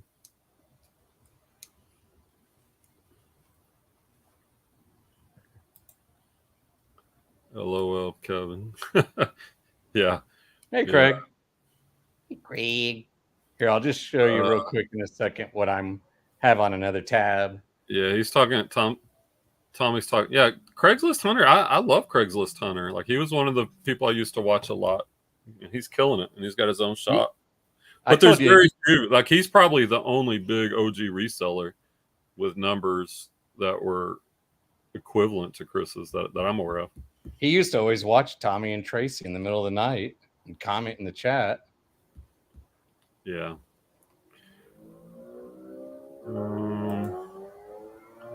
Tommy says, "I'll tell you privately, sometimes the crap he has done, I'll stop talking about it here. It's hard to control my thoughts." You sound like you're Magneto or Charles Xavier, and you're, gonna harm humans. Sorry, I was watching part of X-Men the other day. What's up, Land Shark Picker? Craig. We just talking reselling and little arguments about people. Here, share my screen. Here's my other tab. Oh Lord, shut up there too. What Our very first show. Remember we talked about it and I looked it up and I forgot it. So it's been playing in the background. So you're going to get another 2 hours of watch time tonight. You're just trying to get me to make more content. No, not necessarily. It might work. But look, we had a good, that Eric Bischoff guy. He used to watch Tommy's show. There's look how dumb. We had the beer neon light in the background. Like, hey, you had watched a channel that said we needed to have stuff in the background or whatever. Yeah, but look, we had a good for first show, good chat and stuff. Yeah, I don't even remember what we talked about. We had here, I can tell you here. Let me scroll down real quick. Bolo Buzz, tools to help increase sales. Photo Fuse. Wow. Photo Fuse. That seems like a decade ago. Wow, pre-photo room. Yeah, List Perfect pirate ship. Okay. Taking good pictures, light boxes, Poshmark tips. Yeah, all sorts of stuff. Wow. Yeah. Interesting. Right? Norgis R. Yeah, I forgot about that lady. Yeah. So don't worry about if you don't have a lot of viewers. That's fun. So yeah. Right? Yeah, it is weird looking back on old stuff, Tommy, for sure. See, dang it. Clay, you're getting my brain to turn. I'm not doing that. I'm not trying to. I'm not. Well, I'm not. I will say I've gotten a lot better before I commit to something. Yeah. I'm like, I'll think about it. Like, I really want to, because I hate committing and then backing out. So now I want to really be 100%. Hey, Marie. But I'm not closing that door. Tim says, yeah, I heard from Chris that you want to list as many as you sell. I went from 10 to 5 each day. So do you mean you went from 5 to 10? Yeah. Well, and here's the thing, and let me add some nuance to that. Like, you want to, kind of like what I was saying earlier, you want to be listing quality items. You don't want to build a big store that has crappy items. I can testify to that. And you also, as you're building your store, want to be listing it properly, the proper title structure, filling out the item specifics correctly, taking good pictures, etc. But yeah, Marie, hey Marie, some people just like stirring the cauldron. Yeah, we know, Marie. We know. Wow, using the big words here. And then I, what's of course, cauldron mean, Marie? I don't know what that means. Oh, the neighbor's dog didn't like that voice. It kind of scared me, Clay. Huh? Like Larry. Was Hello, kids. How's everybody doing this evening? No, but you got to have the full costume on. You I need to do. do that. We need to do a live sometime with Larry. And with Larry? Oh, sure. I might actually make a full video for that. Right? Yeah. Yeah, some people. Yeah, and some people take the bait, Marie. I sometimes get sucked in on stuff. Tim, yeah, Hokas are unless you're Tommy, they are hard to find. I never find. I do find a few. I probably average finding 3 or 4 pair a month, which isn't a lot, maybe one a week. That's not bad though, yeah. But here's the thing. Like the more you source, the more you're going to find these. And eventually you want to develop a relationship where you can be like Tommy, where you have somebody that supplies you. But the other solution is don't rely just on Hokas. Like build that Rolodex, learn the other brands and models that are valuable that most shoe resellers don't. Like a lot of shoe resellers only know sneakers. So spend time learning boots, learning dress shoes. Like I showed at the very beginning of this video, I showed my top 10 sells. My highest sell of the week was a pair of Allen Edmonds dress shoes that lots of other resellers walked right by, and I sold them for $119. Learn your women's comfort shoes, learn your women's boots, learn your sandals, learn your mules, learn your casual shoes. You know, expand that Rolodex where you don't rely just on the best of the best. Of course, when you find Hokas or On Running, you're going to pick them up. If you find Jordans, if you find Lebrons, you're going to pick them up. If you find Air Force Ones, you're going to pick them up. But you're also going to pick up Ariat cowboy boots, Justin cowboy boots. You're going to pick up Doc Martens. You're going to pick up Dansko mules. You got to look it up. Look up every pair. You're going to pick up Vionics, which a lot of people don't even pick up if it's priced right. Yeah. You're going to pick up some Sam Edelman ballet slippers that people pass on. You're just going to learn a lot of things the more knowledge you have, the more you can dominate your niche. Oh, that's cool. Yes. Right. And it's the old jersey tag. And I will say one more thing, Tim. It's hard to do that. Like you listed a lot of things that you're selling. And I used to be like that. So I totally get it. I used to be an everything seller. If you niche down to just shoes, then you have the time and the energy to learn that niche to be a true expert. Marie said, Clay, Brian in chat. Hello. Thanks for dropping in. What's the temperature there today, Marie? Clay's old man talk. How's the weather?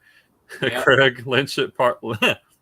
Craig Land Shark Picker, LSP. Recently started taking clothing pictures outside. Natural light is great, Craig. I do love that. I have a table sometimes I use. I've been thinking about building a permanent setup on my back patio to get that indirect natural light because the pictures do pop so much better. I agree 100%. I was going to do that today because I took some jeans with me when I Ubered, but it was just so busy. And then I ended up coming home, So that's why I'm in the garage using. Yeah, well, I think it's good to have both. Like I've got a light box, but I do want to get an outdoor setup too. You need a Ryobi light like this, people. Tommy says it's hard to find thrifts that aren't slicks. Hokas were out fast. Yeah. But here's the thing. Like I will pick up Hokas with a lot of treadwear because they will still sell for about $30. People will buy them just to walk around it. Now, like, would I pay over $10 for them? No. But if I can pick them up for $5 to $8, I will pick up Hokas that have a lot of treadwear. Whereas I wouldn't pick that up on any other shoe because I know with Hokas, people will still buy them and they'll still pay $30. So that's another example of really knowing your niche. Tommy says Ultra and Topo are looked over. That's a great point, Tommy. Ultra is good. Topo is good. Topo? I don't even know. Here's another one. What is it? That Tigers? It's the Japanese version of Asics. Le Tigre. Yeah, I'll pick those up. A lot of people don't know what those are. I find those at the local thrift stores. I've sold a few. Yeah, also, Kuru, Kuru, for women. are And pretty a new AHNU, a hiking Yeah. boot. Those are Oh good yeah, ones. yeah. Here's my vintage Nike flight jacket. Run, Clay, run. Okay. Marie says, good, Craig. She's busy with a littles. Yeah. Number 4 will be here January, February. Oh, how exciting, Marie. Congratulations. Craig's doing okay. Allbirds get missed. I agree. Yep, good one. Good one. That's a good one. But be careful with Allbirds. Allbirds are a high Vero model too. Really? Mm-hmm. I think All right, Clay. Marie's talking weather with you. 79 today, 83 tomorrow. And for her, that's probably fairly warm, even though it's that warm here. All right, Tim. This is. He asked, "How do you use your phone or computer?" So this is my listing process. I use my phone to take photographs of. I have a neck lanyard. I'll just go through the process real quick. I plug it in here. This goes around my neck. Click, click, click. Take my pictures in the light box. I have a couple of these shoe racks right here. So this one's empty, but I fill up one of these with my cleaned shoes, and then and then I'll have another one as I take the pictures. I put it into the other shoe rack after they're photographed. I roll the shoe, and my shoe rack is like, my shoe box is like 3 feet to my left. I roll it over here to my listing station. I use a Galaxy 22, and Android has a great camera. I use the Pro settings. I plug in my USB. I upload the pictures. It takes 1 to 2 minutes to upload the pictures to the computer. I then begin listing. I'll pick up the pair of shoes. I look at the sizes. I will either sell similar from a similar model in my store. I also have a tab set up on Terapeak, sorted by most recent sales, where I can quickly look to get an idea of what the current market is on that shoe model. And then I factor in the price based on the size, the condition, and what Terapeak is showing me.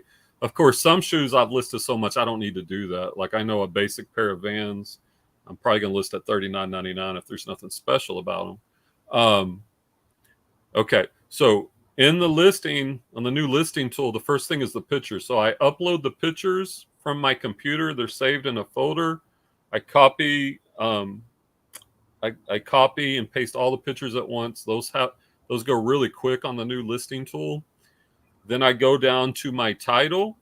I'm selling similar. Ideally, it's off my own listing, and so I have a format like on shoes. I don't know. Like here, I paid $1 for these, right? Like, these are Skechers or these Go Walks. Like, I'd only pay a couple bucks for these, but I paid $1. So I'd fill out my title. I start with the brand, then the model. So it'll be Skechers Go Walks. Then I put the gender and the size, women's 8, running shoes or walking shoes, gray slip-on, any other keywords, and I fill out the other keywords. So you quickly. Hold on. You don't put on cloud running shoes, then men's. You put the running shoes after the gender. I think either one is fine. This is the thing. I think most people are shopping from their phone. Yeah. And so some of that information, you only get the first few words before it gets cut off. So I think getting that size in a little closer to the beginning is more important. And I go back and forth between that, whether it's on Cloud X, women's 8 running shoes, on Cloud X running shoes, women's 8. But I think it's better to get the size a little earlier for that reason. I don't think it's makes that much of a difference. No, but I get it. Yeah. And then I fill out any other keywords, that are relevant. Then you fill out your item specifics. And because I'm selling similar off of a previous listing, if it's the same model, I'm only going to need to change the size and maybe the color. And so then I go through my item specifics. I change those couple of tabs. I go down to my description, where I've already got I copy and paste the title. I have a short little blurb. I fill that out. I plug in my price, and then I list it. So that's pretty quick. And it's much faster on the computer than on the phone. Like I can get a listing up probably on average. A lot of it's going to depend on the research time and if I have that similar model already in my store. If not, I could do a sell similar off of someone else's sold. But on those, I've got to be a lot more careful because I don't trust other people's listings. Like I find lots of mistakes in their listings. So if I'm doing a sell similar off of someone else, I've got to really be slower and be more careful to make sure I'm going over every item specific, every box, and correcting those that need to be corrected. Whereas if you build your own perfect listings and you have that title structure down, it's easier to duplicate it and it's faster. And faster listing equals more listings, and more listings ultimately equals more money. And that is directly from the group. That's worth $35 right there, just to learn how to do that. So that's how I do it. I don't list on my phone. I just use my phone to take pictures. It's a great idea, Tommy. All right, let me catch up with chat. Matt says you could even do with shoes like what Tex does with clothes. Find 7 quick selling brands, right? 80-20 rule. Yeah. You definitely could do that, Matt. I kind of do a little. He has about 30 brands. I'm trying to think with shoes. All right, if you think about it, we can brainstorm. I know we've been talking shoes, but like, what do you got? You got on the sneakers. You got Nike, Adidas, maybe RBX, Puma. right, Matt? RBX. No, do not mess with RBX. No, but last night on his show, when he didn't know, he said he listed some RBX as Reebok because he thought that's what it stood for. And I'm like, when he said that, I was like, that makes sense. And he's like, but they sold. I think a lot of people I think I probably thought that when I first, because it's a logical conclusion to draw, but it's not. But he also said he sold those RBX, so it was still profitable. Yeah, I guess you could do that. I think, though, here's the difference, Matt. I think with clothes, because there's so many brands out there and they're so abundant, it's easier to have a smaller, I'm going to sell these items. And he picks those items because they're safe. They don't have a high Vero issues. They're abundant. And he can list them quickly because it's sell similar and he has a track history. So with shoes, they're less abundant. So I think with shoes, you do want to build a bigger Rolodex because if you think about when you go to a thrift store, it's 75% clothing.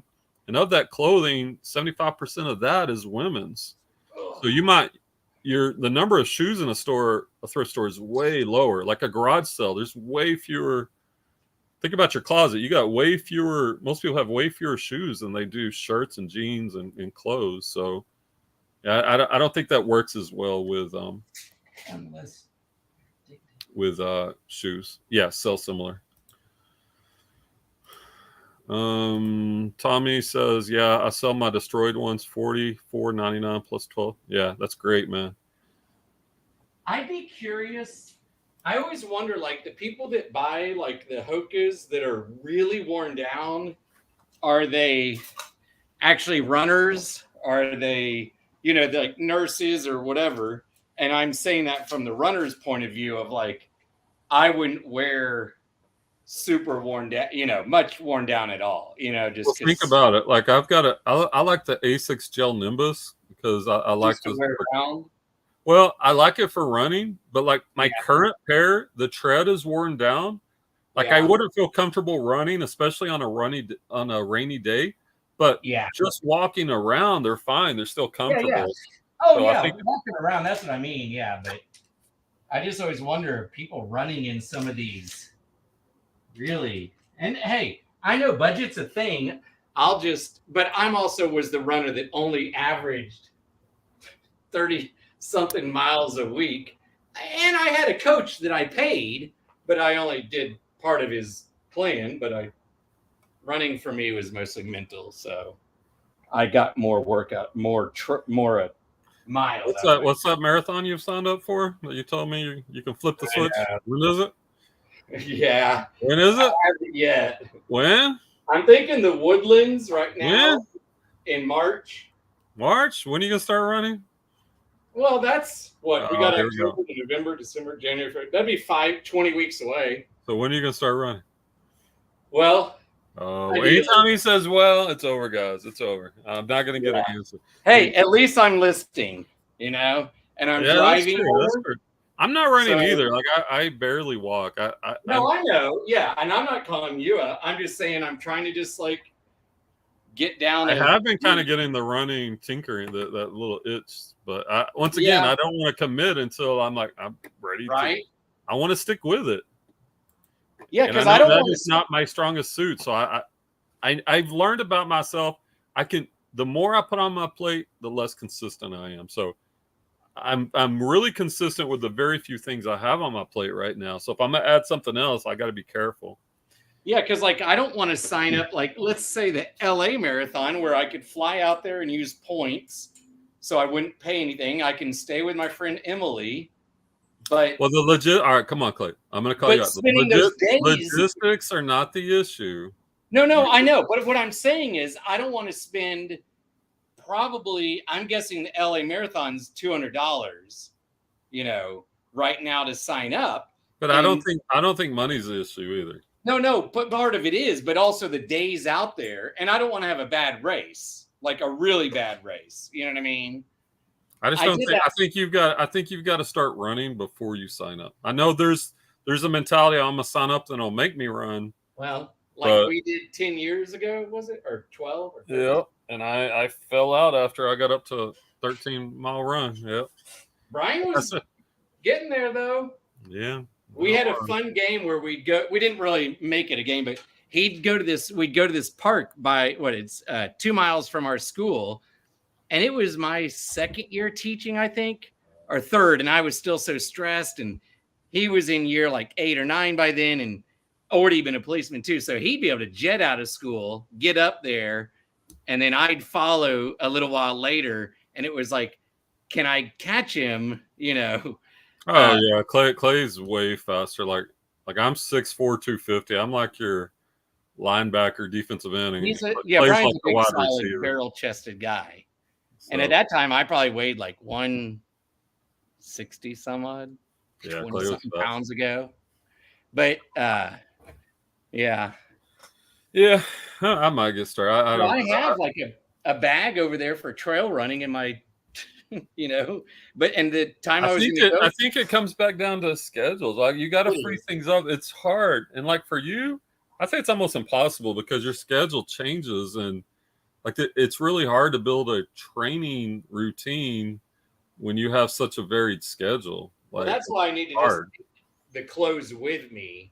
And after I make like X amount driving, get to 100. No. All right. So here's what you need to do. If you decide to do it, and I've learned this for myself too. This is when I'm most successful. It's the first thing you do in the morning before your day gets started. Yeah, I know. But I never was a morning runner. I always did it after school. But to see you had all right. So in Atomic Habits, they talk about habit stacking. So you were habit stacking because you finished school, so that was your cue to go running. Like the last bell rings, that's your cue. Your habit is to change and then go to the park. It's easier. That's why those habits are easier to do. But since you don't have that, it's more difficult now. Oh, yeah, I agree. Yeah. That's why it's easier. I'm not saying it's easy for you to run in the morning, but it's easy. Like drink your coffee, you put on your shoes, you go run. Like that's. Oh yeah. Before the day gets in the way, because for me, day gets in the way. I'll tell myself, well, in the evening I'll go run. I'm mentally tired. I'm physically tired, and I'll make an excuse and I won't go running. So well, that's where I think it also helped my training though, because I would be so wiped out from school that if I could do that, that's why running marathons, like after the first 4 or 5, I used to carry music with me and I never listened to it. And when you get to about mile 21 or 22, even on a good race, I hated having stuff on me, and carrying extra crap. But I think it helped me mentally to be like, the stuff I lived through as a kid and teaching. Yeah, it's emotional. It's stress relief. It's great stress relief. I mean, all you gotta do even hiking for me when I go hiking. Yeah, it's great stress relief. Right. All right, you're making me. I need to get either walks. I'll probably start walking, and then maybe I'll add some running. All right. Anyway, let me catch up on the chat. Now that I took pictures of 7 things, I'm going to look at races. There you go. Tommy says there's a few brands my guy keeps trying to push on me. I reject for now. What kind of brands, Tommy? Maybe I'll peer pressure. Don't give in, Tommy. Maybe I'll buy them from you. Remember, no means no, Tommy. Yes, Clay. It's been a warm, dry fall so far. Not good for fire season. I hate hearing that for people that live in those areas. Tim went from 10 to 5. So because he wanted to sell 5. Yeah, and then I guess work back up. I think that's smart. It is smart. Yeah, smart get everything figured out before you grow. I'm staying at 5 right now and I'm finally at about 1 1/3, 1.5 sale a day. Tommy says to take less room, mount the photo board to the ceiling on hinges with a latch, like an attic door, sort of. All right, so you can imagine that. Like I got one above me. Gotcha. Then when unlatching, it folds down to the listing table at a perfect angle. Ooh, that is a good tip. Right? Yeah. If only I was mechanical and handy. Yeah. That sounds like a big project for me to screw up. Tim says or asks, do they talk about different types of shoe that sell on the shoe call? Oh yeah, we talk anything about shoes. Like there's several calls where we go over brands that sell well. And in the group, you can also access all the shoe calls from like the past 18 months. Sometimes I'll go back while I'm working, Tim, and I will listen/watch an old shoe call. Because like a book or anything else, sometimes the second time you listen or read something, you're going to pick up something you missed the first time. So yeah, the shoe calls are on Tuesdays in the group at 1 p.m. Central Standard Time. I make the ones when I can. Often I'm sourcing on a Tuesday, so if I can't make it, then I just watch the replay. But I do like to make it when I can. Matt does everything from his phone. Matt ain't on that team efficiency. I'm gonna stir it up. I'm gonna stir up that cauldron, as Marie said. Stirring it up. Oh, Cowtown. Stirring it.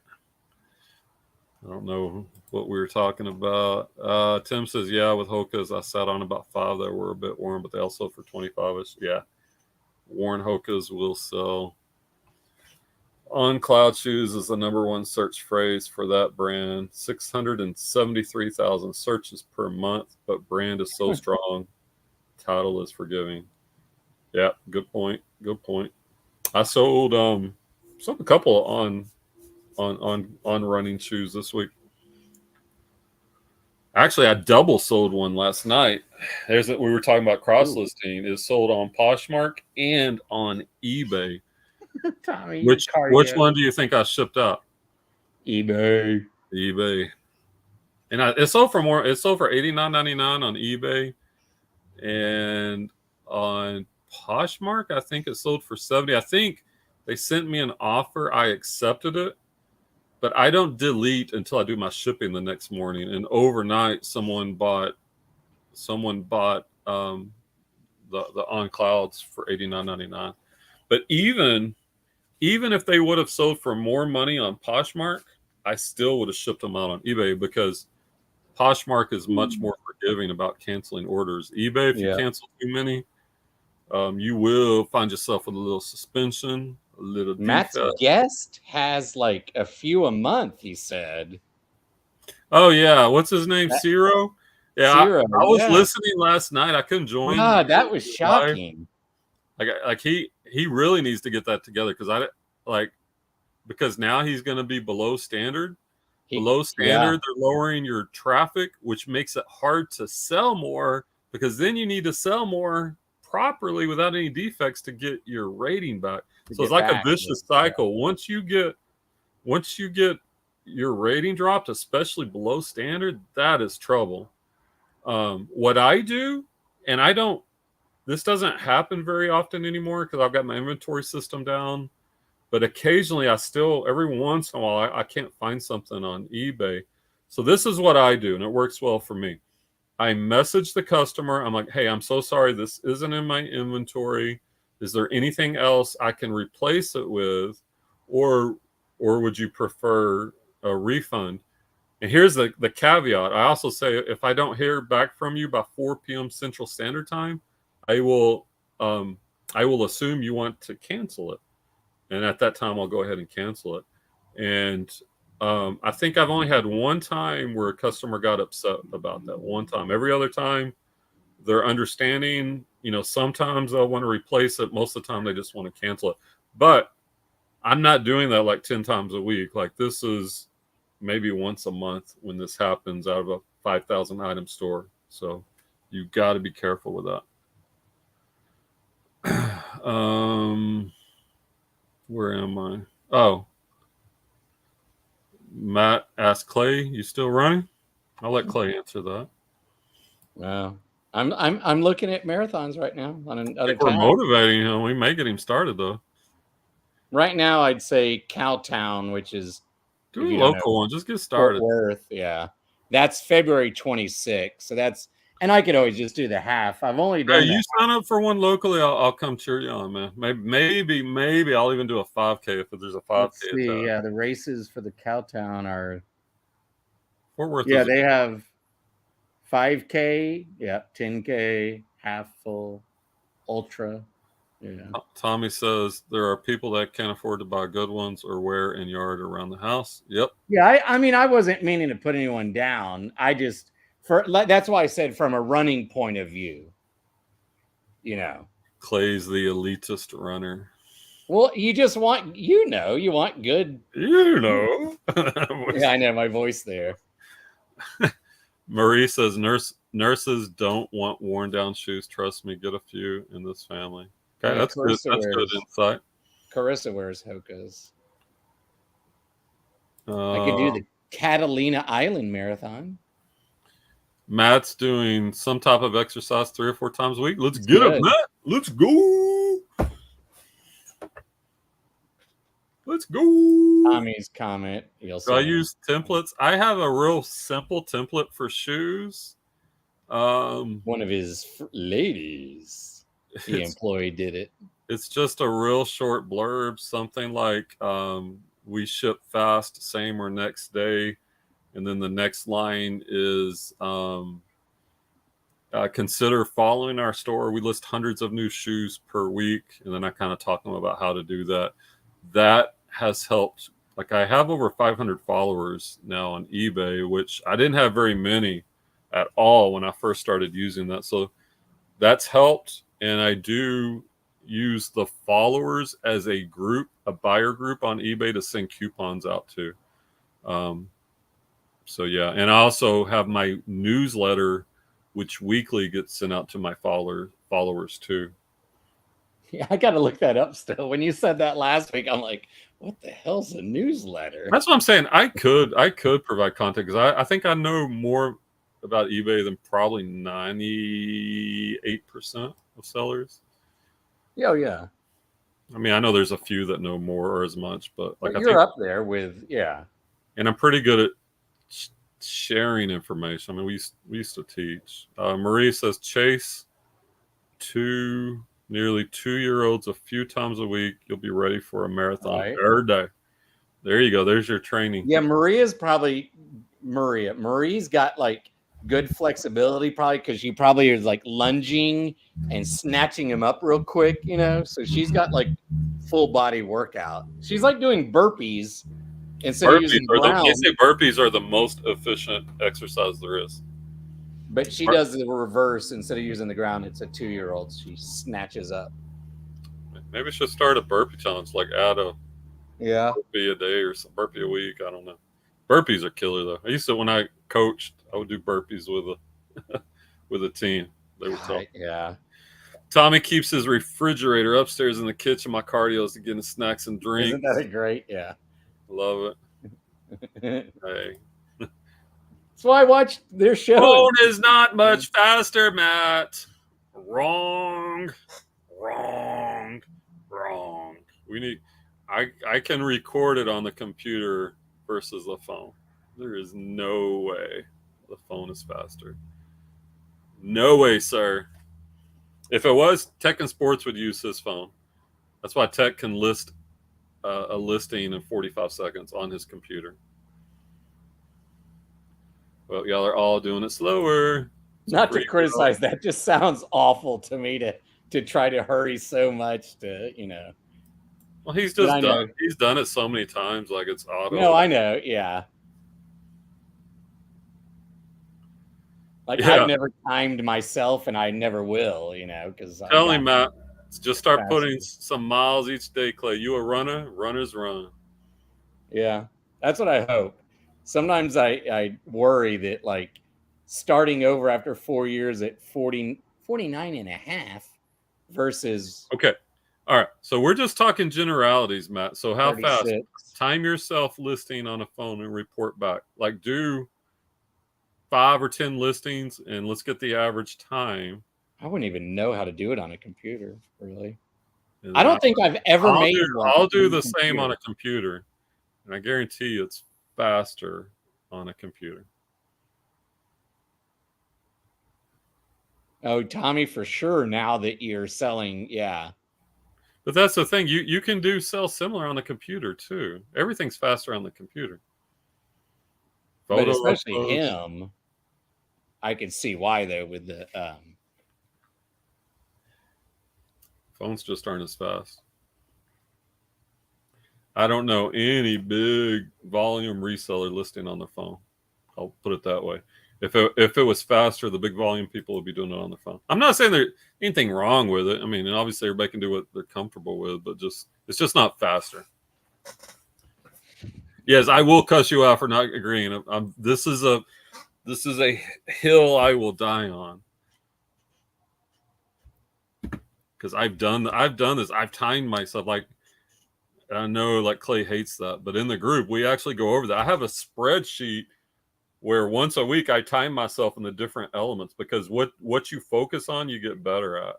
I didn't know about the spreadsheet. Now I love that. I love almost that you have a spreadsheet. A listing spreads. It's like the dirty little secret, kind of almost. Yeah. I don't want to be too nerdy, you know. I don't do it every time I list, but I know once a week. But when I use it and I have the stopwatch running, I'm always faster. There's just something mental when you know, because I think when I'm timing myself, I'm not checking my phone for messages. I'm not opening a tab on Facebook or Instagram. I'm not gonna get up and go pee while I'm listening. I'm focused on that one thing. And when you're consciously focused on one thing, you're much more efficient. Nope, Marie, it is not. Computer is faster. There is nope. I could run the Harlingen Marathon. That'd be a great, exciting trip. Sorry if you're in Harlingen and you like it, but just don't think that. No, and Tech does not use a phone. He uses a standalone camera, and I did that for a while, but the shutter speed on the camera on the phone is faster. So that's why I use this, but I use a Galaxy because I can download the pictures to the USB. So for example, and it makes a bigger difference with clothing, right? So if I was listing 50 a day like I was for a while, if I'm taking 10 pictures for each listing and I'm listing 50, I've got 500 pictures. So I can quickly download 500 pictures onto my computer. And then they're on the computer to quickly to add to that listing. And not only that, it's like you've got this giant keyboard. There is no way you're faster typing on your phone than a keyboard with a 30-inch monitor. Like there's no way. Your screen that you're viewing, not to mention your internet speed versus a computer, there's no way it's faster. Y'all are not going to convince me. We're not talking, all right, 3 listings in the time. We're talking about the whole time. If you're listing 20 shoes, let's talk about the whole time it takes, not during the transfer time, the whole time. Because the transfer is 2 minutes to transfer 20 sets of photos. Y'all are crazy. Y'all smoking something.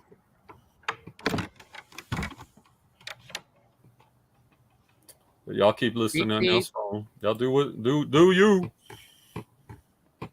Bananas and duckies. Do you like chicken nuggets? That's a Clay question. I used to like chicken nuggets till I stopped eating meat 3.5 years ago. I mean, I do like the taste. They're not good for me, so I rarely eat them. I am a sauce man. I love the hot and sour. I love all the sauces. So occasionally I will indulge in some McDonald's or some Chick-fil-A nuggets. They are delicious, but they're not good for me, so I try not to. I'm gonna answer this. Which do you like? Cat, dogs, or cats? I have both. I have 2 dogs and 2 cats, so I like them equally. They're different. And his menagerie keeps growing. It was just some pets, but it's a menagerie now. Okay, Tommy, you're confusing the photography stage of listing with the listing part of listing. Those are 2 separate. I also have a listing table right next to me. I can literally roll my chair. And I don't do them one at a time. All right, this is why it's slower. You're doing one at a time. That's what's slower. You're going one listing completely at a time on your phone. I'm up taking all my pictures at one time, much faster. Downloading them fast. Listing them quickly on the computer.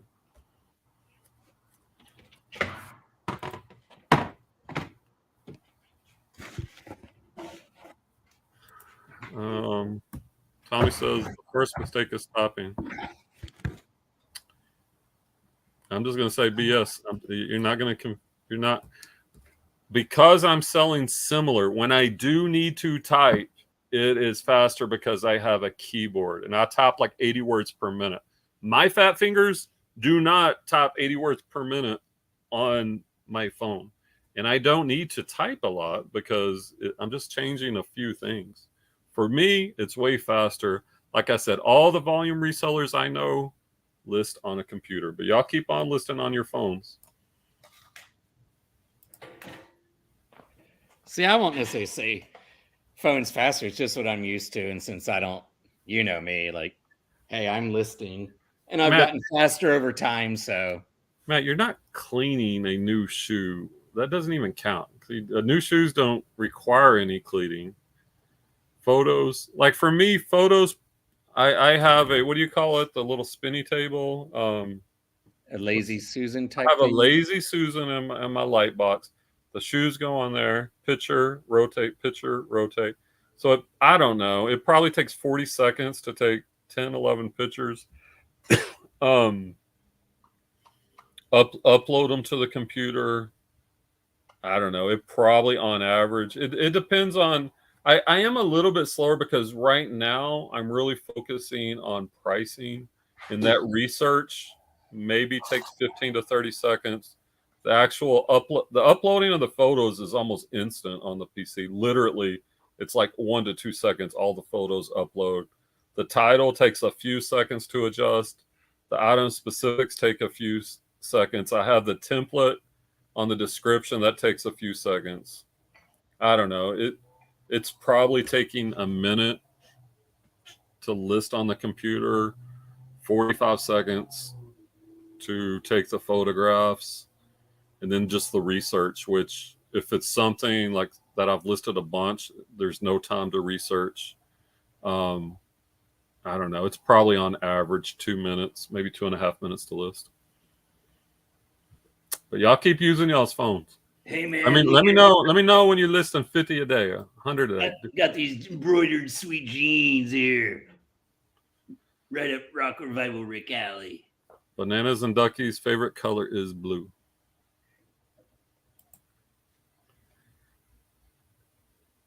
All right, y'all do what y'all want. Y'all do what y'all want. Y'all are obviously not in the group and do not know the most efficient way to do things, but y'all keep going. He makes Matt. I'm not criticizing, but that's the way you stated it. it makes it sound like literally you're doing 10 listings at one, literally, you know, this concurrently. To use a prison term, you know. I don't have to download. They are already in Google, but I'm used to my phone. Yeah, that's a lot. But here's the thing, like the transfer, like to whether Dropbox or Google Photos, that is slow. That's way slower than downloading straight to the computer. Like I've tried that. Like I've tried that, way slower, and you have the chance of error. Yeah, y'all get me fired up about this PC versus computers, man. We're gonna fight. Cut this crap out. All the things you and I used to butt heads about. I know. I thought I was over this. And now, hey, it's not me, at least. All right. But you know what? Like I tell Clay, it's a free to run your business as you see fit.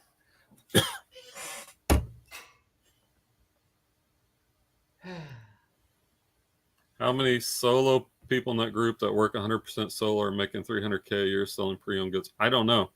Not everyone, actually very few people share. I know, well, I'd say very few people have a source like you do. I think anybody that has a source like you do could easily make $300K per year if they have any work ethic. That's the hard part. Like that's the holy grail. We do have one guy in the group that has a similar source of shoes, very similar to yours, and he's killing it.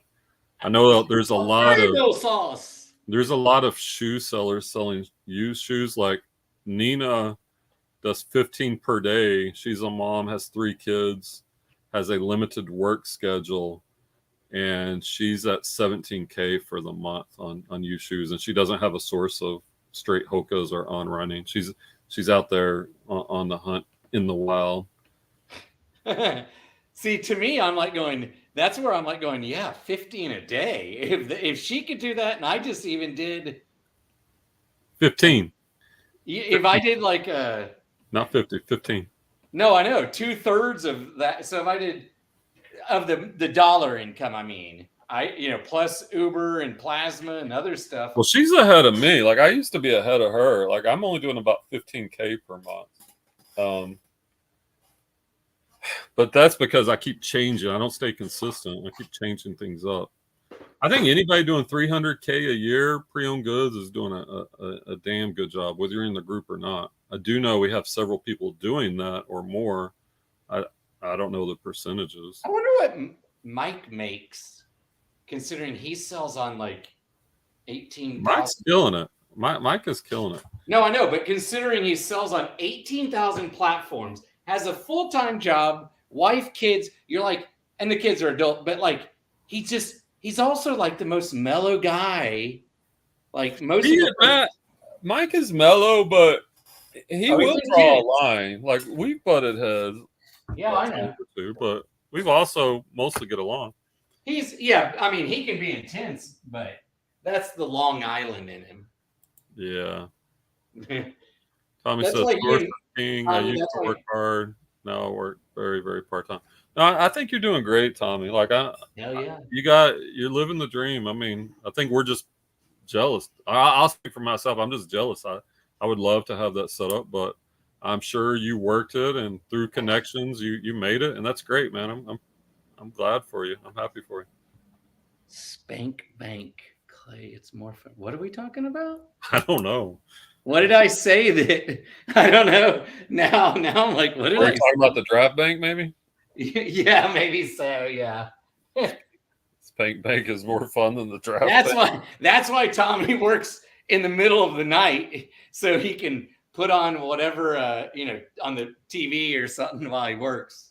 Yeah, that's why he's not efficient. That's why he's on his phone. The funny thing, Brian, when he and Tracy had their show, the best would be sometimes when she would bust out talking about dirty stuff, Like I remember Tommy that time she was like, oh yeah, my roommate slept with Donald, but she was like, yeah, no, I wasn't going to do that. And that was way back in the 80s. Yeah. Well, Tommy, she said Europe had way better cocaine. She was a model, if y'all don't know. Tommy, All right, so Tommy's bringing up plasma donations, and that's one of Clay's many streams of income. Oh, okay. Hold on. To tie it to your previous comment of Spank Bank, I told Clay his next stream of income is going to be a sperm donor. Yeah. So he's going to put all those streams together. Yeah. Yeah. Brian No jokes pun about intended. that. Yeah. No, I couldn't handle knowing there's kids out there that you're not I mean, I know that's what those are, but I couldn't. Come on, Clay. Handle that. You're living the gosh, what's the term? You're living the free life. All right. Uber, resell, plasma, vintage rides, resell, cab rides, lawns. babysitting, sperm donations. I got to add in the notary next. Oh wait, you help clean out storage units. Yeah. What am I missing? Yeah, like we said, watering people's lawn. Yeah, watering people's lawn. Clay has the list. All I do is resell. But hey, it works for Clay. I sell the extra cowboy tickets that my dad pays for, and he lets me keep the money. Tickets his dad gives him, which is nice. Like I had several people reach out today saying, "Hey, you have extras?" And I'm like, "Sure." I'm like, "Well, I'd like to take some friends, but property taxes are more important right now." Matt's got another job for you, Clay. He says, "Yeah, I have." I watched what's the guy, Brian, that interviewed you he, from his car? Remember, that's the way he does everybody, all those interviews. Oh yeah, his brother, Adam? Huh? Was it Adam? No, it wasn't Adam. You were on Adam, I guess, but no, this guy is a buzz. Yeah, I know who you're talking about. I could see his face. Yeah. I can't think of his YouTube channel name. But that's when I was actually making content and people were starting to interview me. His brother, I think, is a medical courier, and I kind of looked into that. The other thing that I've thought about, a guy I Ubered a few years ago during Corona was a courier. Like I would go out to DFW, fly to some city, pick something up, and bringing it back. Yes, Tommy, that probably, white kids. And he does do that. He does traffic kids. Shut up. Literally, he traffics kids. Well, yeah, I do drive. Yeah. Clay traffics minors. Shut up. That sounds so wrong. But literally, it's true. In traffic, in his vehicle, he has a young boy that he traffics. Joe Dills, what's up, Joe? I searched for a reseller live. You can see we're devolving at this point. We've been on over 2 hours. Tommy's why don't you know the Tommy Bernhard podcast is here too? Hope you're all doing good. I'm surprised Tommy hasn't come on at some point, you know. Yeah, I mean, we could have other people. I've invited Matt. I don't know, Matt. Matt loves Instagram, but he's scared. Matt's scared of the YouTube. I don't know. The next comment. Here, you can get on your phone. I know you don't like using computers, Matt. You can come on your phone too. It's okay. That's funny. I knew Clay's admiration for Ellen was sus. Isn't she? She's like the biggest con man ever. You know how more and more comes out about her, how she's just a dick. Matt has another job for you, Clay. I've thought of that. You can walk dogs and get they do have those apps where you can pick up poop, you can walk dogs. Rover. Yeah. I've thought about doing that one and posting on Nextdoor, so it's around here, Matt. And yeah. Here, let's see. I'm gonna put this in the chat. If Matt or Tommy want to jump on, I don't know. We just chatting, man. We're talking reselling. We're talking Clay's jobs. Oh, hey, get this. Allen ISD, they have a fall break next week. Nice. I know. Carissa told me they're going to Palo Duro for a few days to camp. Like they rented cabins, instead of hauling their camper because it with gas, and hauling it across the state was about the same money. So they decided to just rent. Tommy says the 129 listings of dressers on Facebook is becoming much clearer, Clay. I'm not following. What am I missing here? I don't know, like furniture. I need to flip furniture as well. Matt says, I'm still listing because I used my phone. Truth. Now you know. I haven't listed yet tonight, but I've got pictures. You could have been done hours ago. I was done at what time? I was done early today. I was done at like 3:40. And I even took an hour nap. Got my 16 listings up on the computer. I know I was kind of lazy. I could have got some listings up for tomorrow. Dang it. But I'll do those in the morning. Won't take too long. I think it takes longer. The thing I don't like about pre-owned shoes is the cleaning the pre-owned shoes. Oh, just It's so you tedious. know, there's some sort of beer fest at Old City Park this weekend. In case Interesting. Chad has some friends coming in, but he's sick, so he might not go. But Are you going out there? No, I haven't had beer. And I don't even know the last time I had alcohol. That could be for our next live. That's what I'd like. We'll do the old reseller happy hour. You're going to drink a big tall boy, and I'll have one. We'll see how we'll have 2 beers, and we'll see how the conversation goes. If I do it quickly, man, I feel real good. Yeah, that'll be a fun one. Because I think I had 1 or 2 alcoholic drinks last year, or this year and last year, maybe. Just not a thought, really. Well, Matt, I understand. Like I'm used to cleaning shoes, and I try not to pick up dirty shoes unless they're just really valuable and they're good condition but dirty. And I do use my washing machine, which really helps. It's called his wife. Yeah, I wish. But listing some new shoes as I've stepped back into the RA game, so much easier. I could see how you could get spoiled, and makes me wonder, man, because a couple years ago I was doing all RA. I was driving down to the Hillsboro clearance outlet, and I was loading up the Prius with new Nikes, and they were selling like hotcakes, man. I could have grown that thing really big by now. Hillsboro, home of the crying unit. If you don't know. Yeah, that was the storage unit. I've probably done about 15 storage units, and there were times where that's all I wanted to do because they are fun because it's such, you never know what you're going to find in it. And Clay loves doing storage units, and we've done several together. In even some of my older videos, Clay and I have a good one where we did a storage unit together. So at that time, we were going to do storage units together, and so we bought a 10 by 30, and that thing was packed from floor to ceiling, front to back. And I was like, there were signs that there was going to be a lot of vintage stuff in there, and there was some, by the way.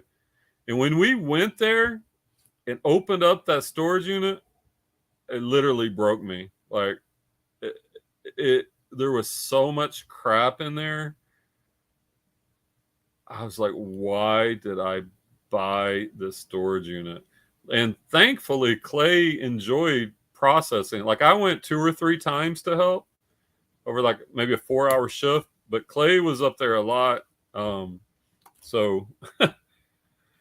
that was the storage unit that made me rethink doing storage units. It was horrible. Even though it was technically profitable, it was just a horrible storage unit. And so Joe Dill says, I'm just sitting back listening and moving all around the shop trying to get tidied up. Reset to 0, as we say in the group. Matt says, you could pay Clay to clean shoes. Win-win. I don't know how Clay feels about it. Well, before he started reselling, maybe. But now Now Clay's got a little listing habit going. He's some competition. You're muted, Clay. Oh, here. Oh. There, I'll unmute. I have a bunch of leather shoes that I'm waiting for my buddy Chad to come over and condition for me. Yeah, there's your answer to that. He's outsourcing. With his less than 5 a day listing habit, he's outsourcing cleaning. Come on, man. But Chad will do it for free, people. I'm not going to pay. I mean, I'll buy him a nice slave labor. That's even worse. And the guy's going blind. Oh my gosh. see what I'm working with, guys? Taking advantage of people. I used to work for Brian, quite a bit.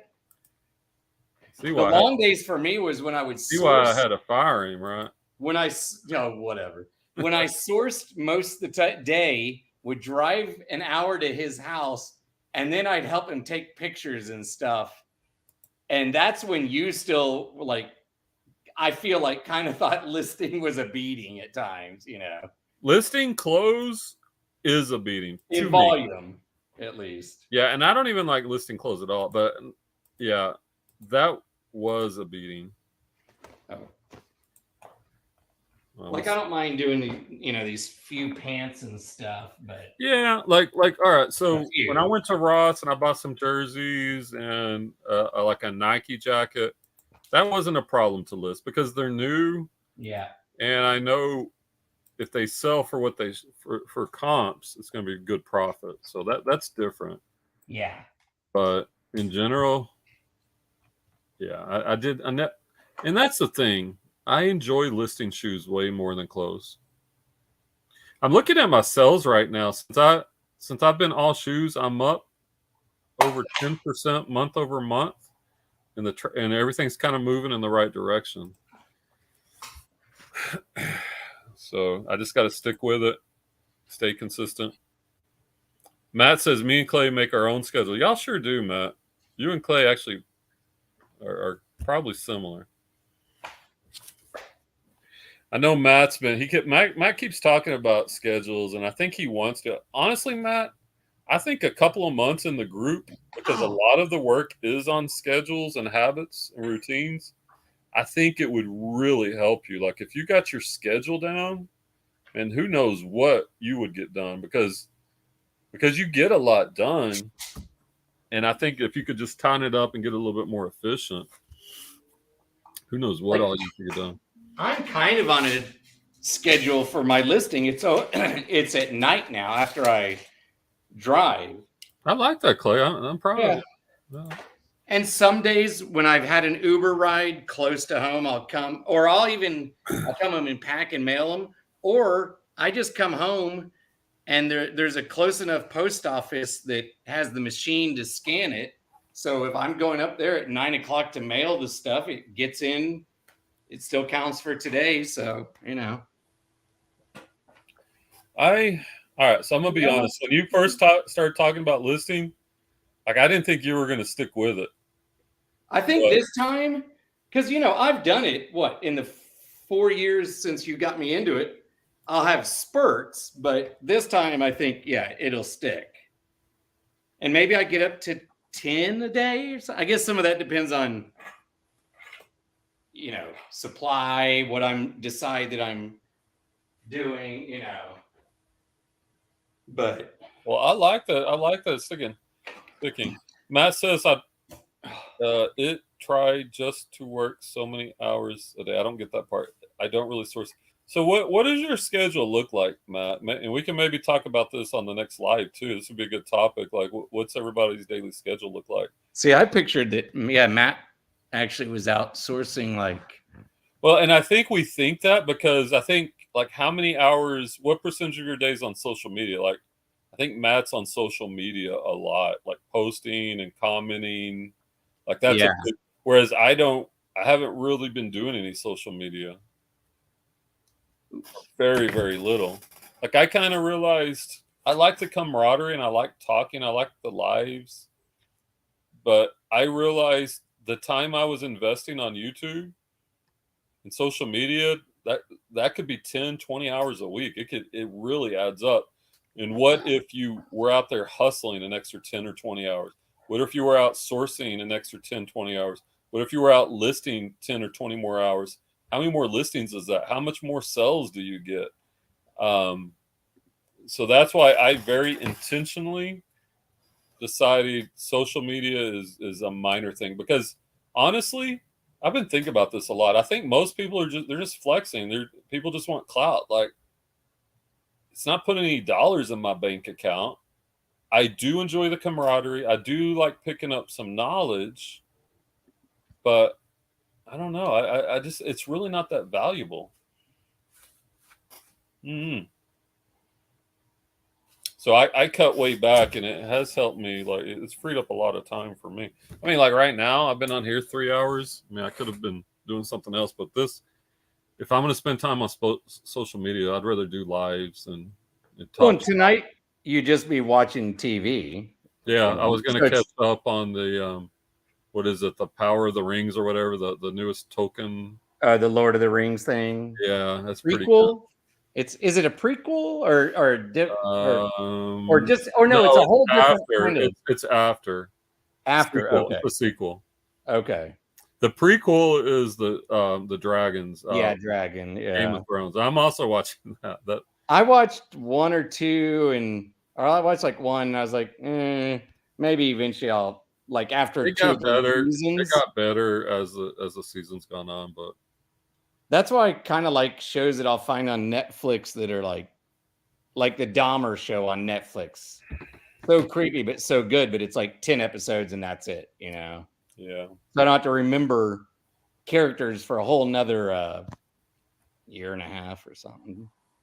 I only list 50. All right. So Matt says he lists 15 to 25 items a day. I think that's a good amount, Matt. I'm only doing 16 a day, 6 days a week, 5 days a week. I only work on reselling about 3 to 4 hours Monday through Friday. All right. So I'm gonna put on my Chris Lynn hat. I got questions. Say you're working 4 hours a day, 5 days a week. That's 20 hours. So what are you doing the rest of the time? Yeah. Do you do Instacart and do you, okay. And your 5 days a week, are you like Brian where you have drafts, or he'll work some on Saturday and then have drafts ready for Sunday so that you're actually getting new lives 7 days a week is what I'm like. For me, that's what I'm doing. I'm doing whatever day it is. Yeah. Because I don't mind working Saturday morning, because on Saturdays I don't go source. So I might do a little bit of shipping and then a couple of hours of listing. I'm usually done by 11, and I kind of get up before the girls, have my coffee. And so it's easy, and then I have the rest of the weekend. And then all right, so my other question is like what are your goals? And this might be better on an Instagram live where we can talk in person. Like so what are your goals? Do you want to increase your listings because you have time for that? Like what is the rest of your schedule for? I mean, and what are your goals with social media? What do you want to accomplish? You're gonna take down. Like for me, I want to get where I'm making like $25K a month, because at that point I'll be netting enough where I can get my wife where she doesn't have to teach anymore, because she's burned out. She doesn't want to teach, and I get it. Trust me, I get it. I keep telling him that she could work the pole. Yeah, he plays all his job advice. Clay is not the person to take career advice from. Hey, but I even quit teaching before Brian, and I wasn't doing eBay really at all or driving Uber, because it was right in the beginning of Corona, and I was like, I'm done teaching. No plan. I'll be fine. 2 years later, life is a whole lot better. Yeah. And I don't know anybody listing hundreds of well, I do. I have seen a store or two, and I think they've got employees. I think with shoes, you don't have to list hundreds per day. So you just enjoy the free time, Matt. And I'm not criticizing. I'm just asking, just trying to understand. I like knowing people's schedules and like what their goals are and what they're trying to achieve. Like for me, because I'm trying to make enough for my wife to retire, I need to make more. And so where I'm at is not, it'll probably be 25 shoes a day, 30 shoes a day. I think at some point I'll hit that 25K a month.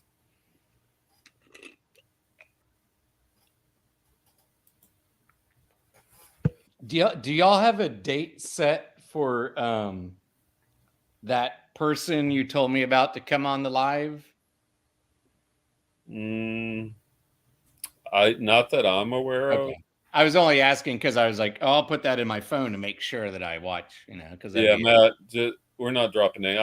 I was telling Clay like how you're lining up some good guests on Instagram, so he's excited.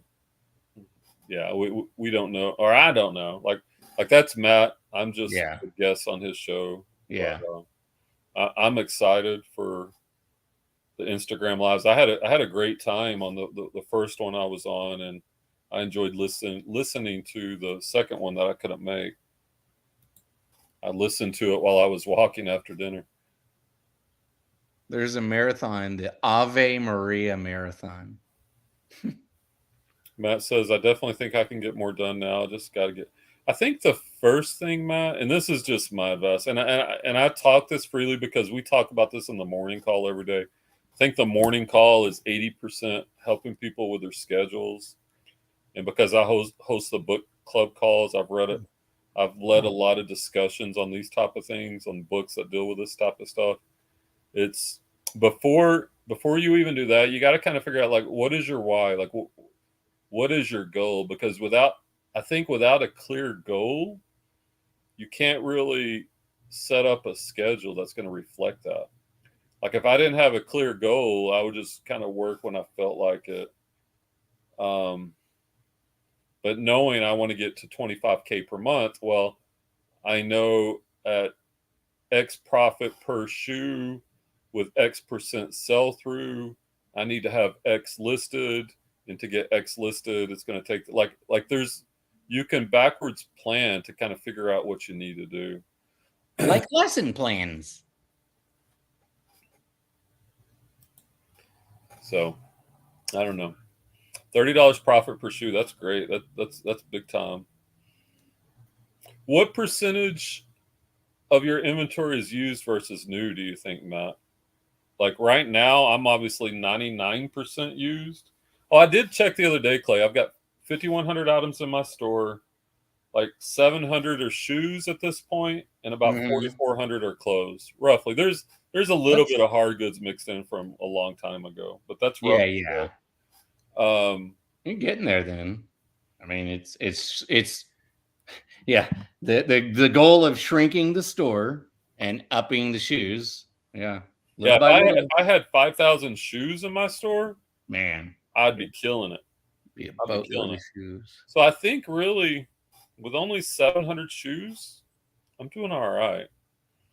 But out of those 700, I maybe only have 10 that are new. I think I've picked up 4. I've got 5 I picked up at Ross over the past week. And I think I got 5 or 6 from the Nike outlet. So I've got 10 or 11 new shoes out of over 700. You're doing hella good, as the kids would say. I'm doing all right. I still got crappy. You're doing all right, dog? Yeah, all right. I forgot about the Ann Taylor jeans, the Gloria Vanderbilt. I got a return on the Gloria Vanderbilt, a $5 sale. I'm like, just keep them. I'll let you have them for $5. Yeah, it's not worth paying the return. I'm going to do it out of principle. She's going to return it because I'm not going to. I don't refund that original shipping. She changed her mind. But I want all the clothes gone, and I want to build up the store on a big shoe store because LC in our group, he's up in Seattle. Like he's the biggest shoe seller that I know in our group, and I think he's at like 27, 28K per month. I think he lists maybe 18 shoes a day. I could be wrong, but roughly in that range. God, that's nothing. But he doesn't do a lot of sales. He doesn't do a lot of offers, so his sell through is lower. than most people, but his ASP is way higher. Like it's for pre-owned shoes, it's like in the 60s, which is high. And his store is around 3,000 items. So a 3,000 item store with a low sell through with good items, you know, you can almost make 30,000 per month. gross, you know. Matt says, yeah, schedule is important. But then I look at Nina. I don't know how big her store is, but she's doing 15 per day, and she's at 17K per month. And she also has a high ASP. Yeah, schedule is important. I usually plan out what I'm going to do. It's just sometimes listing is in the afternoon rather than morning. And that's fine, Matt. I don't want to sound like I'm being the listing Nazi. I just like, if people want help with their schedule, I like to try to help. But it sounds like what you're doing is working, and you're also putting out some good content that's helpful too. How many hours a day do you spend working on reselling? All right. So here's my schedule. Wake up usually around 6 during the week because that's when the alarm goes off for the wife. I get up, make coffee, do my yoga stretches on a good morning while the coffee's brewing, get dressed, get my coffee, drive to the storage unit. I'm usually at the storage unit by about 6:20. Maybe I'm there 20, 30 minutes pulling inventory. I'm usually home by, say, 7 a.m. Then I'm listing from like, I'm not listing. I come in here.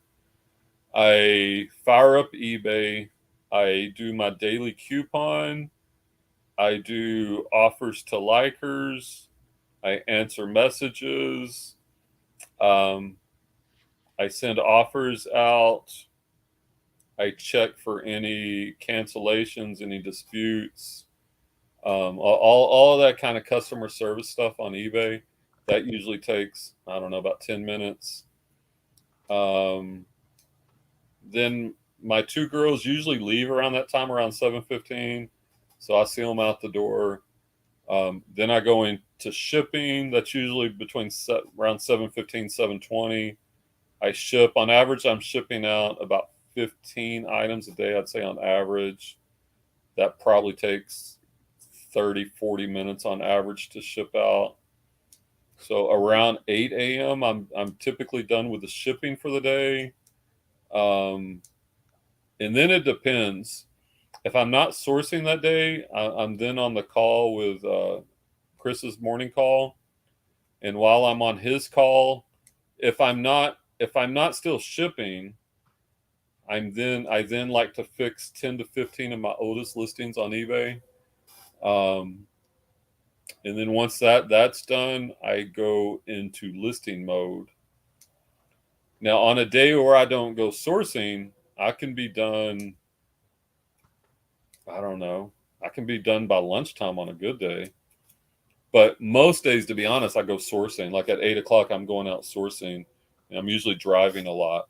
So, you know, I'm hitting a thrift route. It could be a 4 to 5 hour route. Most of my routes, I'm gone for like 4 to 5 hours. So maybe I'm sourcing from 8 to 12, maybe 8 to 1, grab a bite to eat. I'm home by 1 or 2. And then I get my listings done, I don't know, say 2 to 5 p.m. And also that includes time to clean the shoes too. So I would say I'm working 6 a.m. to 5 p.m. 5 days per week. What is that? 11 hours, take an hour for lunch, 10 hours. Sometimes I will take a nap early afternoon if I'm tired. So I'm doing 8 to 9 hours a day, 5 days a week. And then on Saturdays, probably another 40. So I'm probably doing about 50 hours a week.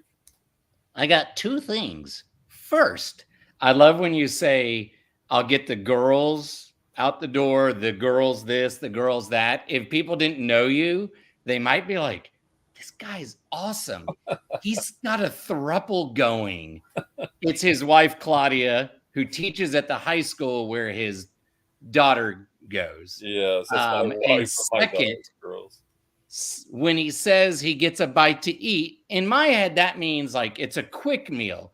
Generally, he would.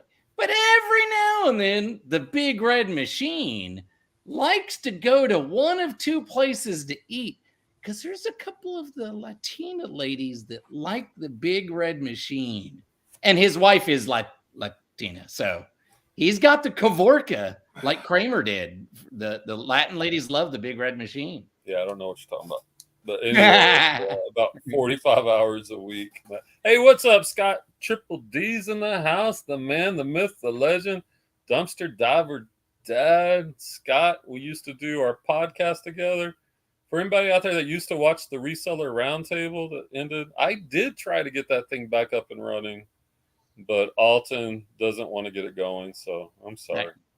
It is I will take credit, or not credit, blame. Like I kind of said I was burned out.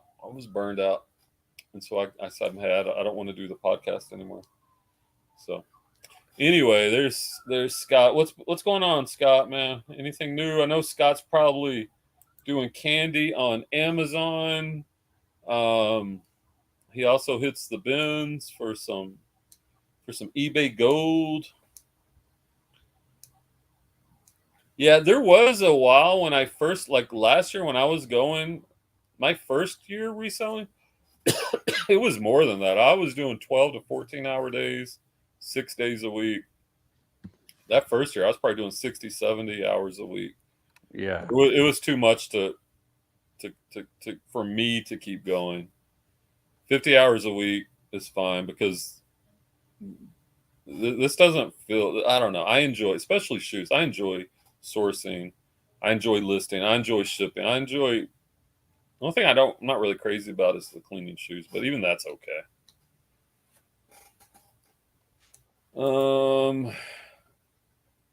50, it's all right. Candy season is here. Scott's killing it on Amazon. You've been diving any dumpsters lately? I think I've looked through 2 or 3 dumpsters, and I haven't really found anything. I don't know. I just couldn't get over that hurdle. Jumping in the dumpster. But I watched some of Scott's videos. They're interesting. Here's a possible marathon. I found several. There's one. Let's see. Where does this one take place? I read about it last year and then never started running. But it's an indoor marathon in Milwaukee next February, thus it being inside. And you run 98 laps on a track. And I think that might be the one because the mental challenge of, that is horrible. But no. I know, but the mental, that's a real challenge because the mental part of just the most I've ever run on a track, the first year when we were training and I was dating that girl, Allison, and we went to Cattle Hill. I want to run in San Francisco or up in Oregon or Colorado. I found a track, and I did 18 miles on the high school track there that day. And that was hell no. Only time I lost track was the first mile. That is hell. Well, in February, when I was running seriously for a while, I would go to the track to do speed work. And that I could see, but just going endlessly around the track, that's horrible.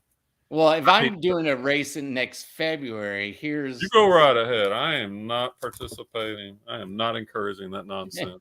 That is bogus. Because the mental challenge, like I said, would Let's do a regular. You want a mental challenge? List 20 a day. There's your mental challenge. You don't need to go run around a track.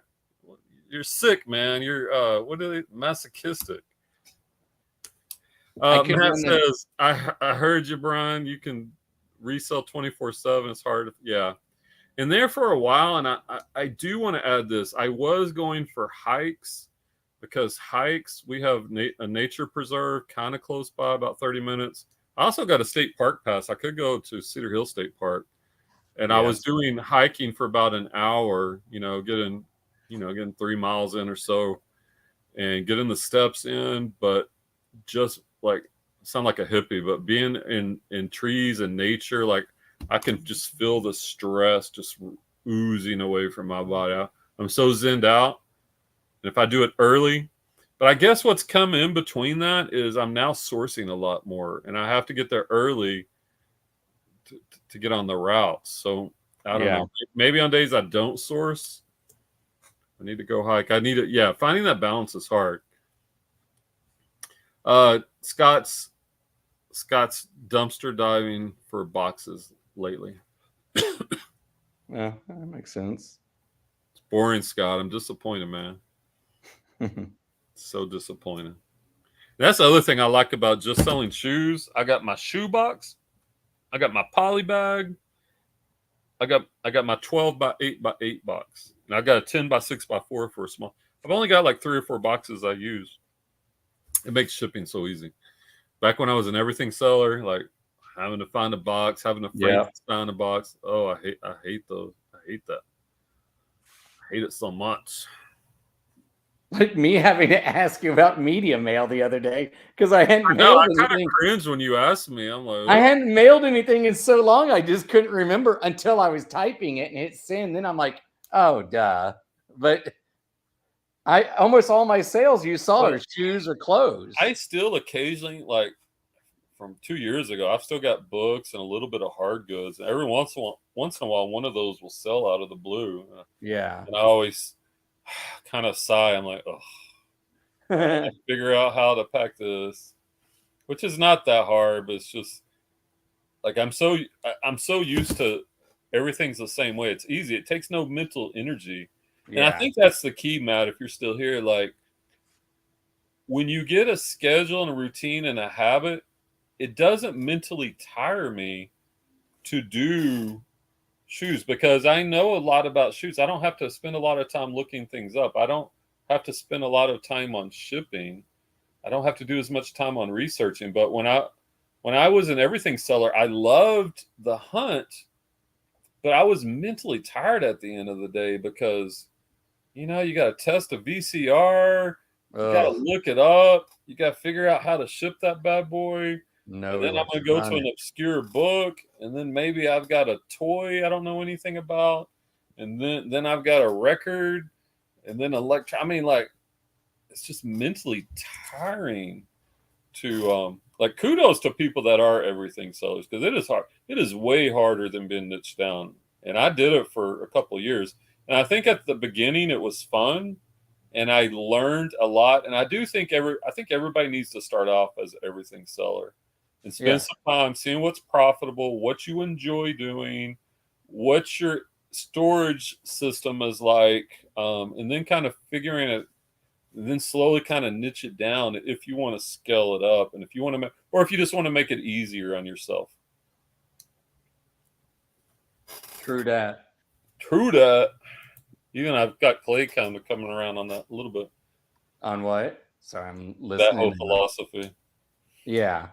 Well, like some of the hard goods I listed from the crying unit the other day, one was like a little plastic figurine that I don't know if I looked it up when I was, sorting through, but I kept it just like, oh, it looks vintage. Looked it up. I listed it for like 18. The pictures were ridiculously fast, but then there was a couple things either from that unit or that I had picked up that I just was like, no, I'm just not. It's not worth, not when I have good, stuff there.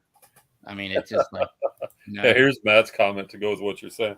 I got like 20 VCR combo. The very first thing, I took Clay sourcing early. We went to garage sales, and I found a DVD or VCR comps for $60. Good sell through.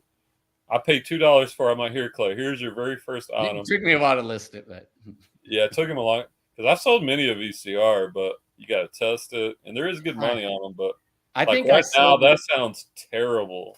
I relisted a VCR recently, sold it locally. I mean, I listed it where I could mail it, but it just happened to be a local guy and met him. I don't know. I can't remember where, downtown, and was like. But here's the thing. Like, if that's your niche, like Mike, before he got big into Walmart, he was killing, and he probably still is. I know he still does it. I haven't talked to him in a while, but last I talked, he was still doing it part-time. Yeah. Like, he's killing it. Like, the big sales, big ROI. But if that's what you focus on, and you've got a testing system, and you're an expert on testing and shipping, all that stuff, well, that's different, right? Because you don't need to list 50 VCRs a day. If you did nothing but electronics, you might only list 10 things a day. But if your ASP is $100 an item, well, that's a whole different model. So I just think, like, eventually, if you want to make it easier for yourself, you just kind of niche down.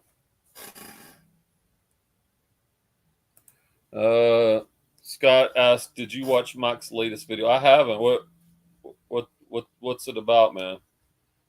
I haven't been watching a lot of YouTube, to be honest. Like lately, I've just been watching more of the new RA stuff because I'm getting back. I'm adding RA for new shoes along with my pre-owned shoes. So I'm trying to get back up to speed. Matt says, "Yeah, I never did good with electronics. Try different things and see what." Exactly, right? Give it a try. See if it's your thing. If it is, great. If it's not, hey, you learned and on to the next. Scott says he shipped you'll like this one, Claire. He shipped a model ship and it looked painful. That sounds painful.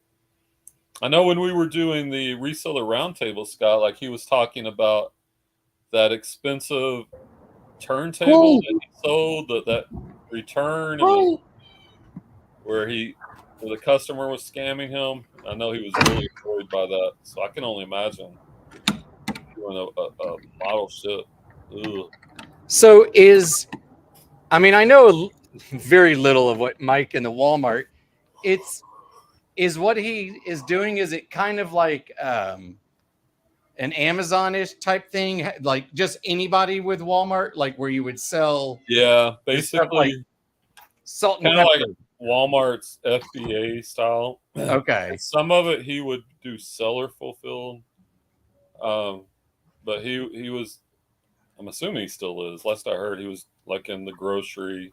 Okay, that's what I thought. Category. It's not like, yeah, you can't sell he can't, like his electronics. He can't. No, that's separate. That's what I thought. Last I heard, that was like a hobby, just a little hobby making good money. Mike kills it. So is Walmart's his main thing now? Then okay. Unless it's changed, right? Yeah. No, I thought that's. I haven't talked to Mike since we ended the podcast, really. Yeah. Interesting. Just because. But hey, I guess it's like Scott at times with the Amazon, you niche down and you. Well, it's easy. I mean, if it works for him, yeah. Then I almost filled out I started filling out the Walmart application, but it was a B. I don't know. You caught yourself. I don't know. It could have been the greatest thing I ever done, but I was like, let me just try to stay the course. I can't. That would be marrying Claudia, definitely. In case you're watching, Claudia, and if you're not, that's a top 10 thing. Yeah, Matt wants to find some replenishables. And Scott says, yeah, he does Walmart mainly. Some pot gummies? Is that what you mean, Matt?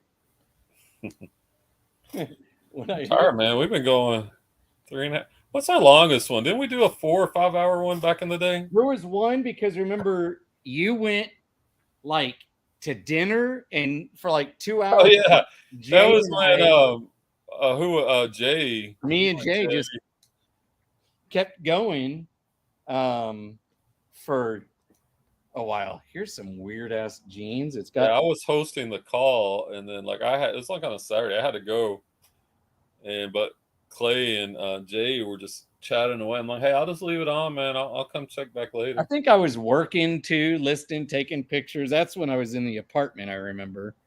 So I'm picking up my jeans that I'll list tomorrow. Take pictures while I'm out. Oh God, Old Navy. Yeah, those were the good old days where, Jay was a friend of the channel. Oh, some overalls that I should have listed already, but Roundhouse. Those will sell within a couple of days. That'll be good. All stressing me out, man. But you're working through it. That's the main thing. Yeah. And I'm loading a bag to take with me tomorrow. I got my 3 tape measures. So I'll stop at some point when I want to take a break from Ubering, get sick of sitting, and I'll just stop Yeah. Park and throw the stuff on the ground, with the indirect sunlight and get my pictures done. Yeah. Thanks for coming by, Matt. It's good catching with you. Yeah. Tuesday, once again on Matt's Instagram channel, eBay Poshman. We're doing an Instagram live, I think, at 7 or 8 p.m. I don't know. We're gonna have some shoe resellers where we're gonna be talking shoes. Check that out. Matt prefers Instagram live over YouTube, which is fine. And I hear you, man. I'm running out of gas. I think I'm gonna wind this down too. Yeah. 3 hours, 14 minutes, and change. Pretty productive. Yeah, I got pictures of You, not productive for me, but it's been good chatting. I got like 8 pictures of 8 things, sent them to Photo Room, looked at marathons, chatted with people. So I still have to list. I'll go get something to eat now, but listing won't take too long. I mean, like a few minutes per item, Yeah, I don't know. I might watch a little TV, wind down a little bit more before I call it a night. Yeah, I need to get to bed I'll earlier. get up early-ish. Probably do a little bit of shipping. My mailman does pickups Monday through Saturday and get my 16 shoes listed, and then call it a weekend and enjoy the rest of the weekend. Yeah, do you want to real quick before you go, Matt, like plug your Instagram live shoe call with the details? I know it's Tuesdays and Fridays. Maybe drop it in the chat channel and times and anything else you want to share real quick before you go. Ooh, what the hell is that? Because I think it's real good information on those Instagram lives you've been doing, and we're talking shoes. We got several successful shoe resellers on there, and we're all picking each other's brains. And I know Matt's lining up some bigger guests too, coming down the pike.